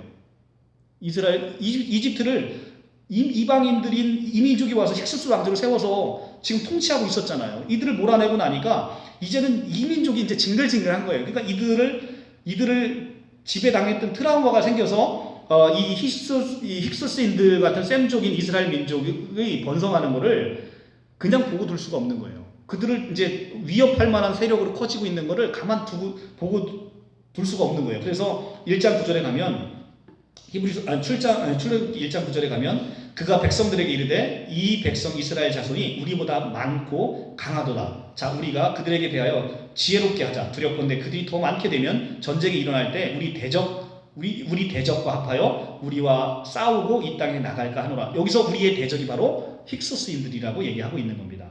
그래서 감독들을 그 위에 세우고 그들에게 무거운 짐을 지워 괴롭게 하여 그들에게 바로를 위하여 북고성 비돔과 라암셋을 건축하게 하니라. 출애굽기 1장 11절. 그죠? 그러니까 이제 출애굽기 1장 11절로 보면 우리가 이제 이들이 다시 정권을 잡고 얼마나 이스라엘 백성들에게 무거운 짐을 지고 이들을 학대하고 괴롭혔는지를 알 수 있습니다. 10절에 나오는 우리의 대적이 바로 힉소스인을 가리킨다라고 얘기하고 있고요. 이런 시대적 배경 상황으로 인해서 이스라엘 민족은 하루아침에 자유민에서 노예 신서로 전락하게 되는 것입니다. 이것이 바로 BC 1580년경의 상황이라고 합니다. 그래서 이러므로 요셉을 모르는 새 왕이 등장했다라는 것은 바로 이런 시대적 배경을 함축하는 의미를 갖고 있습니다. 이처럼 18대 왕조는 순수 이집트의 본토인으로서 이방인 힉소스 정권을 무너뜨리고 요셉의 모든 업적까지 역사에서 제거해버리고 지워버리고 싶은 바로 그 토착 왕조의 지배를 확립해 나가는 것입니다. 자기들의 역사를 다 제거해 주고 싶은 그런 역사입니다. 그러니까 사실은 이스라엘 백성들의 출애굽의 역사가 애굽의 역사서에 기록되지 않은 이유 중에 많은 성서학자들이 바로 이런 역사적인 배경을 깔고 있습니다. 그래서 그 문서에 이집트의 역사에 출애굽의 역사가 그대로 기록되지 않은 게 아닌가라고 그것도 어디까지나 학설입니다. 그것이 옳다는 얘기가 아니라 그렇게 주장하고 있고 또 뭐 그런 얘기가 이 역사적인 배경을 보면 전혀 믿지 못할 것은 아니지 않나 이런 생각이 듭니다. 자, 18왕조의 이제 연대기를 봅니다. 아멘호셉 1세 18왕조를 연 게 아까 아흐모세 1세에 이어서 아멘호셉 1세가 두 번째 파라오가 됩니다. 아흐모세 1세가 18왕조를 처음으로 열고 두 번째가 아멘호텝 1세가 두 번째 파라오가 됩니다. 근데 그는 후사를 남기지 못하고 갑작스럽게 죽음을 맞이합니다. 두 번째 그러자 아멘호셉의 일가인 한 여성인데 그가 누이라고도 하고 혹은 딸이라고도 합니다. 그 부하 장군과 한 명 결혼을 했는데 그 이제 결혼한 사람이 왕위에 계승을 했는데 그가 바로 투투모세 1세라고 얘기를 합니다. 이 투투모세 1세가 왕위 계승을 했는데 그가 왕위 계승을 남겨놓고 재위 7년 만에 죽게 됩니다. 그래서 이번에는 그의 딸인 하세트 공주가 후궁의 소생인 이복 오빠와 결혼해서 왕을 세우는데 그가 바로 투투모세 2세라고 합니다. 투투모세 이렇게 이번에도 그 투투모세 2세도 후사를 남기지 못하고 투투모세 2세 역시 재위 14년 동안에 후손 남기지 않고 죽었는데 그의 선왕인 투투모세 2세 때에 동일하게 후궁 소생의 아들인 투투모세 3세가 이제 즉위를 합니다. 그런데 투투모세 3세는 어린 소년이었기 때문에 계모인 하셉수트가 섭정이라는 명목으로 이집트의 권력의 실세를 장악하게 됩니다. 그래서 하셉수트 여왕의 이후에 22년간 이집트를 섭정하는 통치를 하게 됩니다.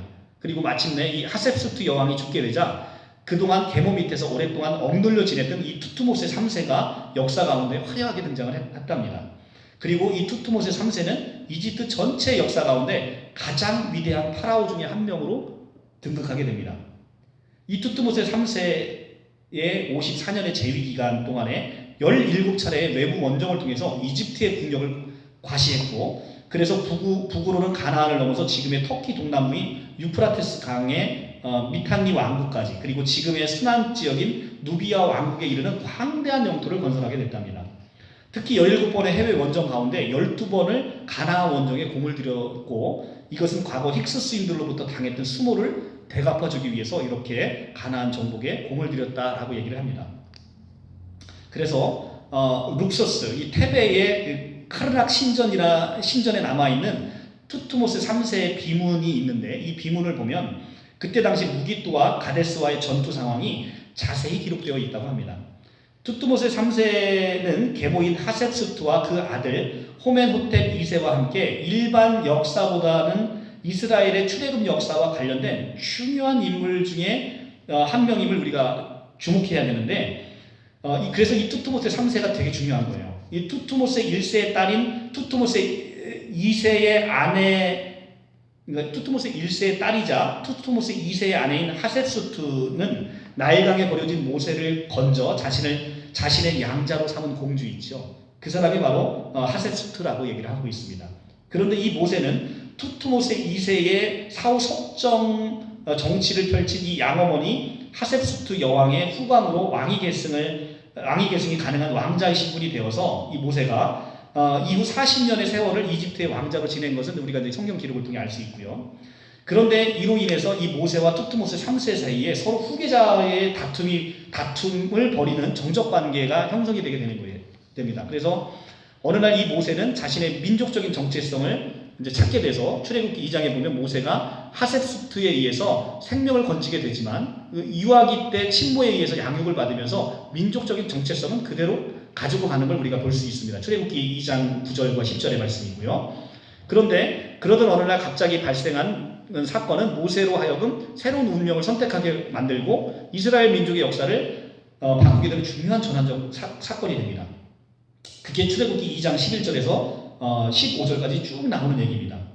그래서 이제 모세가 이제 이 사람을 죽이잖아요. 그래서 2장 15절에 보면 바로가 이 일을 듣고 모세를 죽이고자 하여 찾는지라 모세가 바로의 낯을 피하여 미디안 땅에 머물며 하루는 우물 곁에 앉았더라라는 얘기가 이제 그래서 나오는 것인데, 하셉수트 여왕이 아직 건재하지만 이집트의 파라오는 엄연히 투트모세 3세였습니다. 그는 더 이상 어린아이가 아니었죠. 그래서 경쟁자인 모세의 민족적인 정체성이 이집트인들이 그토록 증오했던 힉소스인들과 같은 셈족이라는 것을 알았을 때 투트모세 3세는 이게 하늘이 준 기회라고 생각하고 모세를 죽이고자 했던 것입니다. 모세를 제거해야 될 분명한 명분이 생겼죠. 모세가 이제 자기 백성을 구하기 위해서 사람을 죽였으니까. 그래서 투트모세 3세는 이 살인의 문제를 문제 삼아서, 어머나 놀랍습니다. 함장이 굴하게 됐네요. 이걸 문제 삼아서 하지 말라는 거네요. 이 얘기는. 네. 문제 삼아서 이 투트모세 3세가 이 살인을 문제 삼아서 모세를 죽이고자 했던 것이죠. 그래서 그 역사가 출애굽기에서 쭉 나오게 되는 것입니다. 그래서 우리가 출애굽기의 말씀의 2장, 3장의 말씀이 이 투트모세와 누구죠? 그 하셉수트 여왕 간의 그 모세를 이제 그 양자로 드렸던 그 사람의 갈등이 역사적으로 이렇게 펼쳐지고 있었습니다. 그래서 이 투트모세 3세 때에 이 출애굽을 했고, 출애굽을 한 이후에 투트모세 3세 이후는, 아까 제가 투트모세 3세가 이 얘기를 왜 장황하게 했냐면, 투트모세 3세 때에 많은 원정을 다녔다고 그랬잖아요. 엄청나게 원정하고 특히 가나안을 정복하는데 엄청 공을 들였다고 했는데, 출애굽 이후에는 이스라엘 기록 중에 이 투트모세 3세가 이집트에 이 막강한 군사력이 있었음에도 불구하고 정복에 관한 이야기가 전혀 없답니다. 이게 뭐냐면 우리가 이런 얘기를 하잖아요. 야, 노예로 삼고 있던 백성 250만이 한꺼번에 빠져나갔으면 애굽이 휘청할 텐데, 애굽은 어떻게 그러면 이 존재 자체에 존재 자체가 존립할 수 없었을 텐데 그게 어떻게 가능할 수 있겠나라고 우리가 그런 질문들을 하잖아요. 그러니까 출애굽 역사 때 투트모스의 이 활발했던 강대국이었던 이집트가 그 이후로 출애굽 이후에 군사적인 손실로 말미암아서 이제 투트모스 3세가 죽고 아멘호텝 2세가 이제 등극을 했는데 이 아멘호텝 2세로 하여금 더 이상 전쟁을 수행할 수 없는 군사적인 위축을 가져오게 됐다라고 얘기를 합니다. 그래서 실제로 이 이집트는 이때 이후로 세계적인 역사 가운데 더 이상 제국으로 불리지 못하고 왕국의 수준으로 급격히 국력이 약화됐다는 것을 이집트의 역사를 통해서 확인할 수 있다는 것입니다. 그래서 말과 병거 등이 실제로 이제 우리가 인터넷을 뒤져보면 이집트의 말과 병거가 빠졌다라는 것에 대한 그것을 홍해에서 발견되는 유물들이 있는데 아까도 말씀드렸지만 그 유물이 수에즈만에서 발견되는 게 아니라 아카바만에서 발견되는 또 유물들이 많이 있어서 그걸 가지고 이제 논쟁을 삼고 있는데 그것조차도 그 유물이 옳으냐 그르냐를 떠나서 우리가 이제 이런 의문을 품었잖아요. 가족들끼리 아니 어떻게 이스라엘 백성들 250이 한꺼번에 빠져나가면 이집트가 존립할 수 있었겠는가 라는 질문에 실제 역사를 되돌아보면 그 이후에 이집트가 정복전쟁을 하게 된 역사의 흔적을 찾아보기 어렵다. 그만큼 노예가 한꺼번에 빠져나감으로 인해서 이집트는 급격히 국력이 약화되는 모습을 보게 된다라는 것입니다. 그러면 그렇게 이해를 하게 되면 그조차도 우리가 이해를 못할 바는 아니다. 그래서 제가 이 역사를 아주 장황하게 제가 설명을 했던 것입니다. 또 하나 이제 우리가 이제 출애굽과 관련해서 출애굽의 경로예요. 이제 가족분께서 이제 말씀하신 게 또 뭐냐면 김명현 박사가 이 아이 무슨 홍해를 걷는 건 수에즈만인데 왜 이쪽에서 아카바만 쪽에서 무슨 뭐 유물이 발견됐다라고 그렇게 얘기를 하냐라고 얘기하는 것은 그 가족분들께서 모르시는 게 뭐냐면 출애굽 경로에 관해서 신학적으로 뜨겁게 주장되고 있는 이 두 가지 루트를 모르시기 때문에 그렇습니다. 전통적인 루트는 어떤 것이냐면 우리가 고센 지역의 라암셋에서 출발해서 우리가 이제 출애굽의 경로의 가장 중요한 지명을 보면 숫꽃, 그 다음에 에담, 바하히롯, 그 다음에 우리가 이제 수르광야, 마라, 옐림 이런 것들이 이제 신광야 이런 것들이 굉장히 중요한데 여러분들이 성경 맨 뒤에 보시기 바랍니다. 성경 맨 뒤에 보시면 십계명 안에 지도가 나와요. 지도가 나오면 출애굽 경로라는 지도가 나옵니다.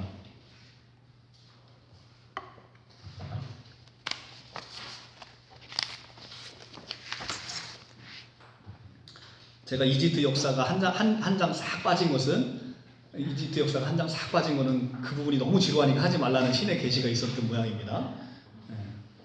성관님 이게 또 다시 한번 좀 틀어줄래요? 이게 그 뒤편으로 좀 틀어봐. 뒤편으로. 그게 뒤편으로. 자, 출애굽 경로를 보면 빨간색으로 되어 있죠. 찾으셨죠? 지도. 이게 전통적인 출애굽 경로예요. 그러니까 전통적인 출애굽 경로에서 자, 제 손 모양 보시죠? 여기 보면 시나이 반도가 이렇게 돼 있고 양쪽 옆에 바다가 있어요. 좌측은 수에즈만입니다. 우측은 아카바만이에요. 그러니까 전통적인 출애굽은 어디를 건넜다고 하는 거예요? 홍해를? 수에즈만을 건넜다고 하는 거예요. 수에즈만을 건너서 밑으로 쭉 가서 이렇게 크게 돌았다는 겁니다. 그래서 지금의 시내산 위치가 어디냐면 시나이 반도 맨 끝에 시내산으로 표시되어 있는 데 있죠. 이건 이제 무사산이라고 하는데 여기를 시내산이라고 얘기를 하고 있는 거예요.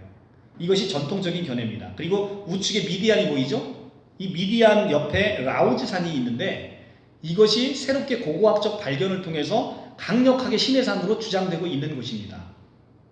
자, 그러니까 새로운 견해는 지금 보시면 제 손을 보시면 전통적인 출애굽 경로는 수에즈만을 건너서 밑으로 내려와서 시내산 지역을 이렇게 돌아서 갔다는 거예요. 그런데 새롭게 유력하게 등장한 출애굽의 경로는 이쪽에서 직접 수에즈만을 걷는 게 아니라 아카바만 맨 좌측에 엘랏이라고 써 있는데 보이죠? 그쪽으로 직접 갔다는 거예요. 그쪽으로 직접 쭉 갔다는 겁니다. 직접 쭉 가서 아카바만을 건너서 미디안 지역으로 들어갔다는 거예요. 그러니까 홍해가 수에즈만을 걷는 게 아니라 아카바만도 홍해인데 이 아카바만을 통해서 건너갔다라는 얘기입니다. 그리고 이쪽 지역에서 실제 아카바만에서 그 애국 군대를 건너갔던 그런 고고학적인 것이나 제가 이제 조금 있으면 이제 말씀드리겠는데 여러 가지 고고학적인 물건들이 발견이 됐다는 거예요. 그래서 근데 이런 것들이 기존의 성수학자들의 지지를 얻어내고 있느냐? 그렇지는 못한 거예요. 그러니까 창조과학회에서 이것도 많은 고고학적 근데 우리가 거기에는 귀를 닫을 이유는 전혀 없다. 기존의 성서학자들이 얘기하는 원래 출애굽 경로가 이렇게 U자형을 그리고 있는데 새롭게 발견된 고고학적인 증거에 의하면 건넌 홍해가 아카바만이라면 그냥 단순히 이 성경의 말씀대로 이쪽으로 직접 직진으로 가서 아카바만을 건넜을 가능성도 배제하기는 어렵지 않겠냐라는 생각이 갖고 있습니다. 그러니까 그들의 얘기를 굳이 얼토당토한다라고 버릴 게 아니라 그들의 발견되는 고고학적인 증거가 얼마나 나중에 신빙성을 가질 수 있는 것인지를 우리가 함께 볼 필요가 있다. 그러니까 그 김명현 교수님이 말씀할 때 이쪽에 아카바만 쪽에서 뭔가 발견됐다라고 할 때 그 사람의 얘기는 다 엉터리야 라고 우리가 그렇게 치부할 게 아니라 창조과학에서 얘기하는 것이 왜 그렇게 얘기를 하는지를 우리가 조금 귀담아보고 열린 마음으로 그들의 얘기를 경청해보고 그들이 얘기하는 고고학적인 증거들이 어떤 것인지를 한번 우리가 살펴볼 필요가 있다라는 것입니다. 근데 이제 여기서 이제 새로운 출애굽의 경로와 관련해서 이제 이게 이제 가장 주되게 제기하고 있는 게 이제 김승학 박사라고 제가 이제 요 얘기는 이제 여러분들이 이제 좀 상식적으로 알아두면 좋을 것 같아서 한번 봅니다. 정통적인 이 출애굽 경로와 달리 이 김승학 박사라고 얘기하는 것이 처음에 이제 새롭게 주장되고 있는 이 라암셋에서 출발해서 숫꽃과 에담으로 직선으로 쭉 가는데 이게 사실은 3일 만에 갈 수 있는 거리가 아니라는 거예요. 그러니까 기존의 성서학자들의 얘기는 이쪽에 아카바만으로 건너가려면 그러니까 이제 이렇게 주장하게 되면 사실 이런 부분들이 설명이 돼야 되잖아요. 직선으로 3일 만에 250만이 어린아이와 노약자를 데리고 이게 가능한 일이냐? 일단 그런 의문이 생기잖아요. 그러면서 이제 성서에서 이제 그들이 얘기하는 건 이런 얘기입니다. 낮에는 우리가 출애굽기 13장 21절에 낮에는 구름 기둥으로 밤에는 불 기둥으로 인도하여 낮이나 밤이나 진행시켰다라고 출애굽기 13장 21절에 얘기하고 있어요. 그리고 민수기 24장 8절에 그들의 힘이 들소와도 같았다라고 얘기합니다. 그러니까 들소와도 같은 힘으로 낮에는 구름 기둥과 밤으로는 불 기둥으로 인도하는 하나님의 역사를 믿을 때 우리가 그것을 굳이 불가능하다라고 생각할 이유도 없다라는 것입니다. 어쨌든 이제 이런 주장을 하게 된 배경이 굉장히 지금 흥미롭고 재미있어요. 어떠냐면 사우디아라비아, 그러니까 우리는 지금 이제 시내산의 위치가 시나이 반도에 있는 시내산이라고 누구나 알고 거기 성지순례 가는데 이들의 주장은 시내산의 위치는 사우디아라비아에 있다는 거예요. 사우디아라비아에 있는 이 라우즈산이 바로 시내산이다라고 주장을 합니다. 근데 어떻게 그게 발견됐냐면 이 김승학 박사라는 사람은 1987년부터 2006년까지 사우디아라비아 국왕 친솔의 주치의로 활동했답니다. 그래서 국왕의 아주 신임을 얻어서 국왕의 도움으로 현재는 외부인들의 출입이 철저하게 통제되어 있는 북부 아라비아를 6년간에 걸쳐서 12번의 탐사를 했고 오늘날 우리가 알고 있는 출애굽 경로가 실제로 다르다는 것을 고고학적인 증거를 발견해서 떨기나무라는 책을 써서 2007년도에 신약학계를 한번 완전 뒤집어 놓은 적이 있었어요. 근데 여기에 대해서 물론 상당히 많은 성경적인 또 비판이 가해지고 있습니다만 여러분들 거기까지 아실 필요는 없고 이 견해에 따르면 모세가 여호와 하나님으로부터 십계명을 받은 장소가 이 시내산인데 이 시내산이 지금 시나이 반도에 있는 게 아니라 사우디아라비아의 라우즈산이다 라고 얘기를 하고요. 이런 주장은 김승학 박사가 처음 한 게 아니라 성경 고고학 탐험가인 론 와이어트라는 사람이 예전에 이미 최초로 주장을 했던 것인데 톰 와이어트라는 사람 이후에 이 사우디의 마지드 빈 압둘 아지즈 왕자의 이 주치였던 이 김승학 박사가 이것을 이제 탐사를 하게 된 거예요. 근데 우리가 이 라우즈산에서 이제 특이한 게 뭐냐면 아까 얘기했지만 철저하게 지금 사우디아라비아에서 이 지역을 통제하고 있다는 거예요. 일반인들이 출입이 안 되는 거예요. 그러니까 고고학적인 유물들이 그대로 많이 발견되고 있다는 겁니다. 그래서 이 사우디아라비아의 이 폐쇄적인 국가로 말미암아 여행의 자유가 제한되고 있는 상황에서 이 라우즈산의 지역을 쭉 한번 둘러보니까 수많은 유물들이 이제 발굴이 됐고 이제 그거에 대해서 이제 제가 설명을 드릴 것이고요. 가장 중요한 성경적인 근거로 이렇게 얘기를 합니다. 창세기 갑자기 까먹었네. 갈라디아서 4장 35절에 가면 하갈은 아라비아에 있는 신의 산으로서 지금 있는 예루살렘과 같은 곳이니라는 성경 구절이 있어요. 그러니까 아라비아에 있는 신의 산으로서, 그러니까 성경 갈라디아서 4장 35절에 신의 산은 아라비아에 있다라고 이렇게 주장을 하고 있는 거예요. 이 새로운 사람들이. 그런데 이 성경적 근거에 관해서 기존 정통 신약학회에서는 야, 이건 너무 역사적 배경을 모르는 주장이다 라고 얘기를 합니다. 왜냐하면 이 사우디아라비아나 그 현재 이 아라비아 반도에 국한되어 있는 그 개념이 성경 갈라디아서 4장 35절에 아라비아이라는 그 표현이 아니라 헬라 시대부터 시리아, 요르단, 사우디아라비아, 시나이 반도 전체를 포함한 지역을 아라비아라는 명칭으로 사용했다는 거예요. 자, 우리가 한번 갈라디아서 4장 35절 가볼까요?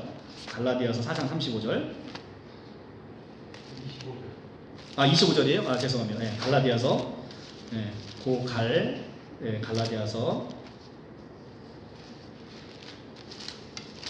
갈 4장 25절에 아라비아에 있는 신의 산으로서 라고 얘기하잖아요. 근데 이 아라비아의 개념을 오늘날 아라비아의 개념으로 이해를 한 거예요. 이 새로운 견해는. 그런데 헬라 시대부터 그렇게 사용되지 않았다는 거예요. 그 결정적인 증거로 성서학자들이 제시하는 게 뭐냐면 우리가 기원전 3세기에 구약 성경을 이스라엘 백성들에게, 이스라엘 민족도 히브리어를 몰라요.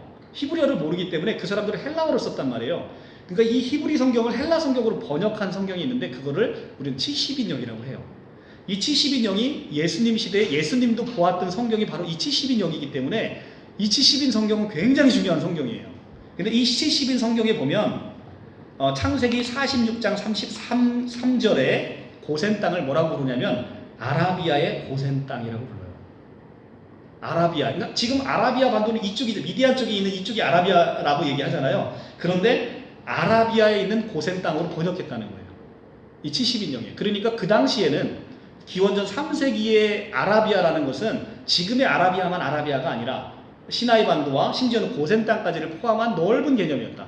그렇게 보면 이 갈라디아서 4장 25절에 나오는 아라비아에 있는 신의 산, 이것에 기초해서 신의 산이 아라비아에 있다라는 주장은 너무 편협한 주장이다라는 성서학자들의 얘기가 또 신빙성을 가질 수가 있다는 것이죠.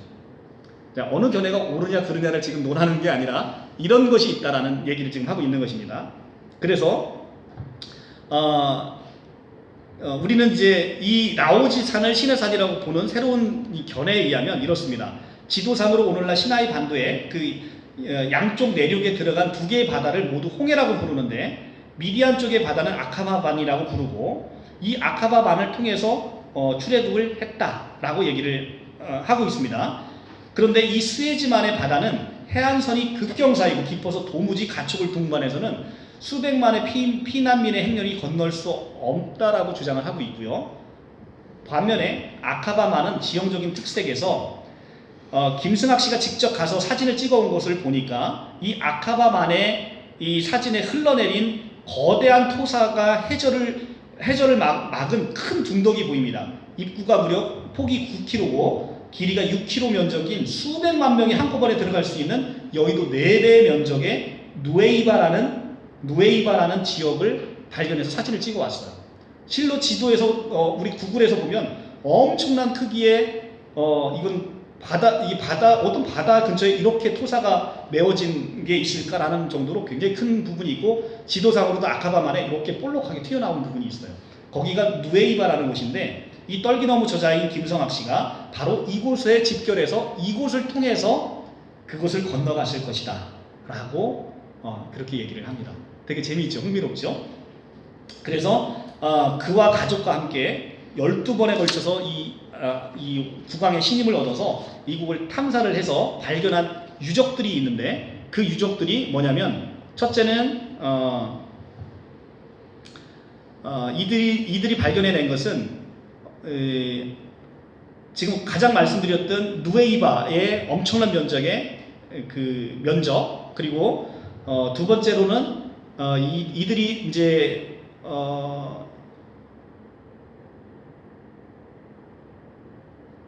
라오지산에서 금송아지 재단이라고 됐던 그 라오지산의 금송아지 재단에 대한 촬영, 그리고 아카바만에서 솔로몬 왕이 세운 홍해 횡단의 기념비둥이라고 큰 기둥이 있어요. 여러분들이 유튜브에 가면 그 사진으로 볼 수 있는데, 아카바만에서 솔로몬 왕이 세웠다라는 기념비가 있어요. 그 기념비가 홍해 횡단을 기념한 기념비인데, 그 기념비를 발견했다라고 해서 큰 사진을 찍어놨습니다. 그리고 애굽의 병거 600대가 홍해에서 몰살됐는데, 바로 아까 그 누에이바의 거기가 수심이 굉장히 낮거든요.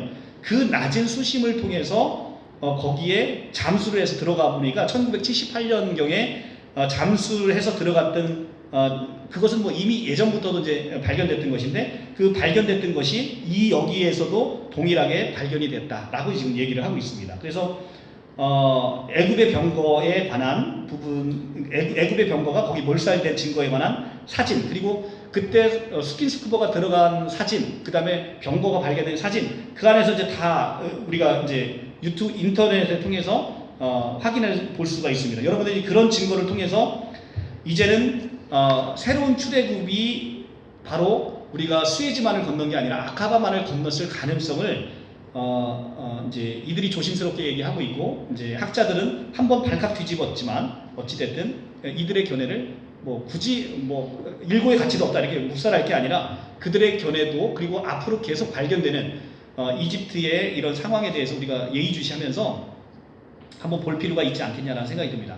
왜 사우디아라비아는 이렇게 철저하게도 이 출애굽과 관련된 고고학적인 증거를 발굴하지 못하도록 철저하게 막고 있을까? 이들은 여기가 바로 이슬람의 세력으로 무장되어 있는 사람들이, 비밀 경찰들이 철저하게 지킨다는 거예요. 왜냐하면 그것들의 고고학적인 증거가 발견이 되면 오히려 자기들이 믿고 있는 것에 대한 심각한 타격이 있기 때문에 그 지역을 철저하게 통제를 함으로 말미암아 고고학적인 증거가 발견될 수 없는데, 만약에 언젠가는 그 길이 열려서 고고학적인 증거가 발견돼서 출애굽 경로가 어떻게 될지는 우리가 아무도 알지 못한다라는 것입니다. 어쨌든 중요한 것은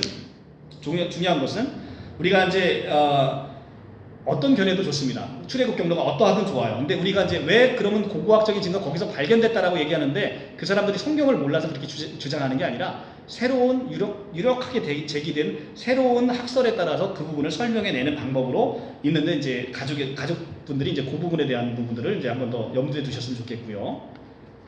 어떤 견해도 좋습니다. 우리가 이게 이제 우리가 진정으로 출애굽을 볼 때, 자, 출애굽에서 제가 너무나 이집트의 역사 뭐 이렇게 쓸데없는 거에 대해서 너무나 오랜 시간 장시간 제가 말씀을 드렸어요. 근데 이렇게 장시간 말씀을 드린 이유는 뭐냐면, 이렇게 좀 이런 부분에 좀 궁금하게 생각하시는 분들이 또 계셔서, 또 그런 부분들의 궁금증도 어느 정도 좀 해결이 돼야 될 것이기 때문에 한번 말씀을 드렸는데, 이런 식으로 성경을 보는 건 옳지 않다는 거예요. 자, 지금 여기서 지금 이거를 꼬리에 꼬리를 물어서 다시 또 뭔가를 하시기보다는, 그러면 도대체 출애굽에서 얘기하고자 하는 그 의미는 무엇이냐를 우리는 거기에 초점을 맞춰야 된다는 거예요.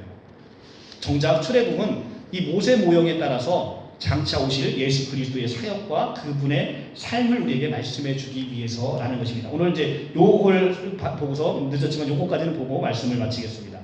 첫째는 모세가 하나님께로부터 말씀을 받아서 백성들에게 전하는 사역을 했죠. 마찬가지로 예수님 또한 하나님 아버지로부터 받은 말씀을 우리에게 전해주셨음을 요한복음에서 모세의 말씀의 대언자의 역할을 그대로 하심을 보게 됩니다. 그리고 모세를 통해서 이스라엘 백성들을 이집트에서 구해냈듯이 예수님께서는 자신들의 백성을 그들의 죄에서 구원하신 구원자의 모습을 모세를 통해 보여주듯, 이제는 참 구원자이신 예수님을 통해서 그 구원의 모습을 보여주고 있다라는 것입니다.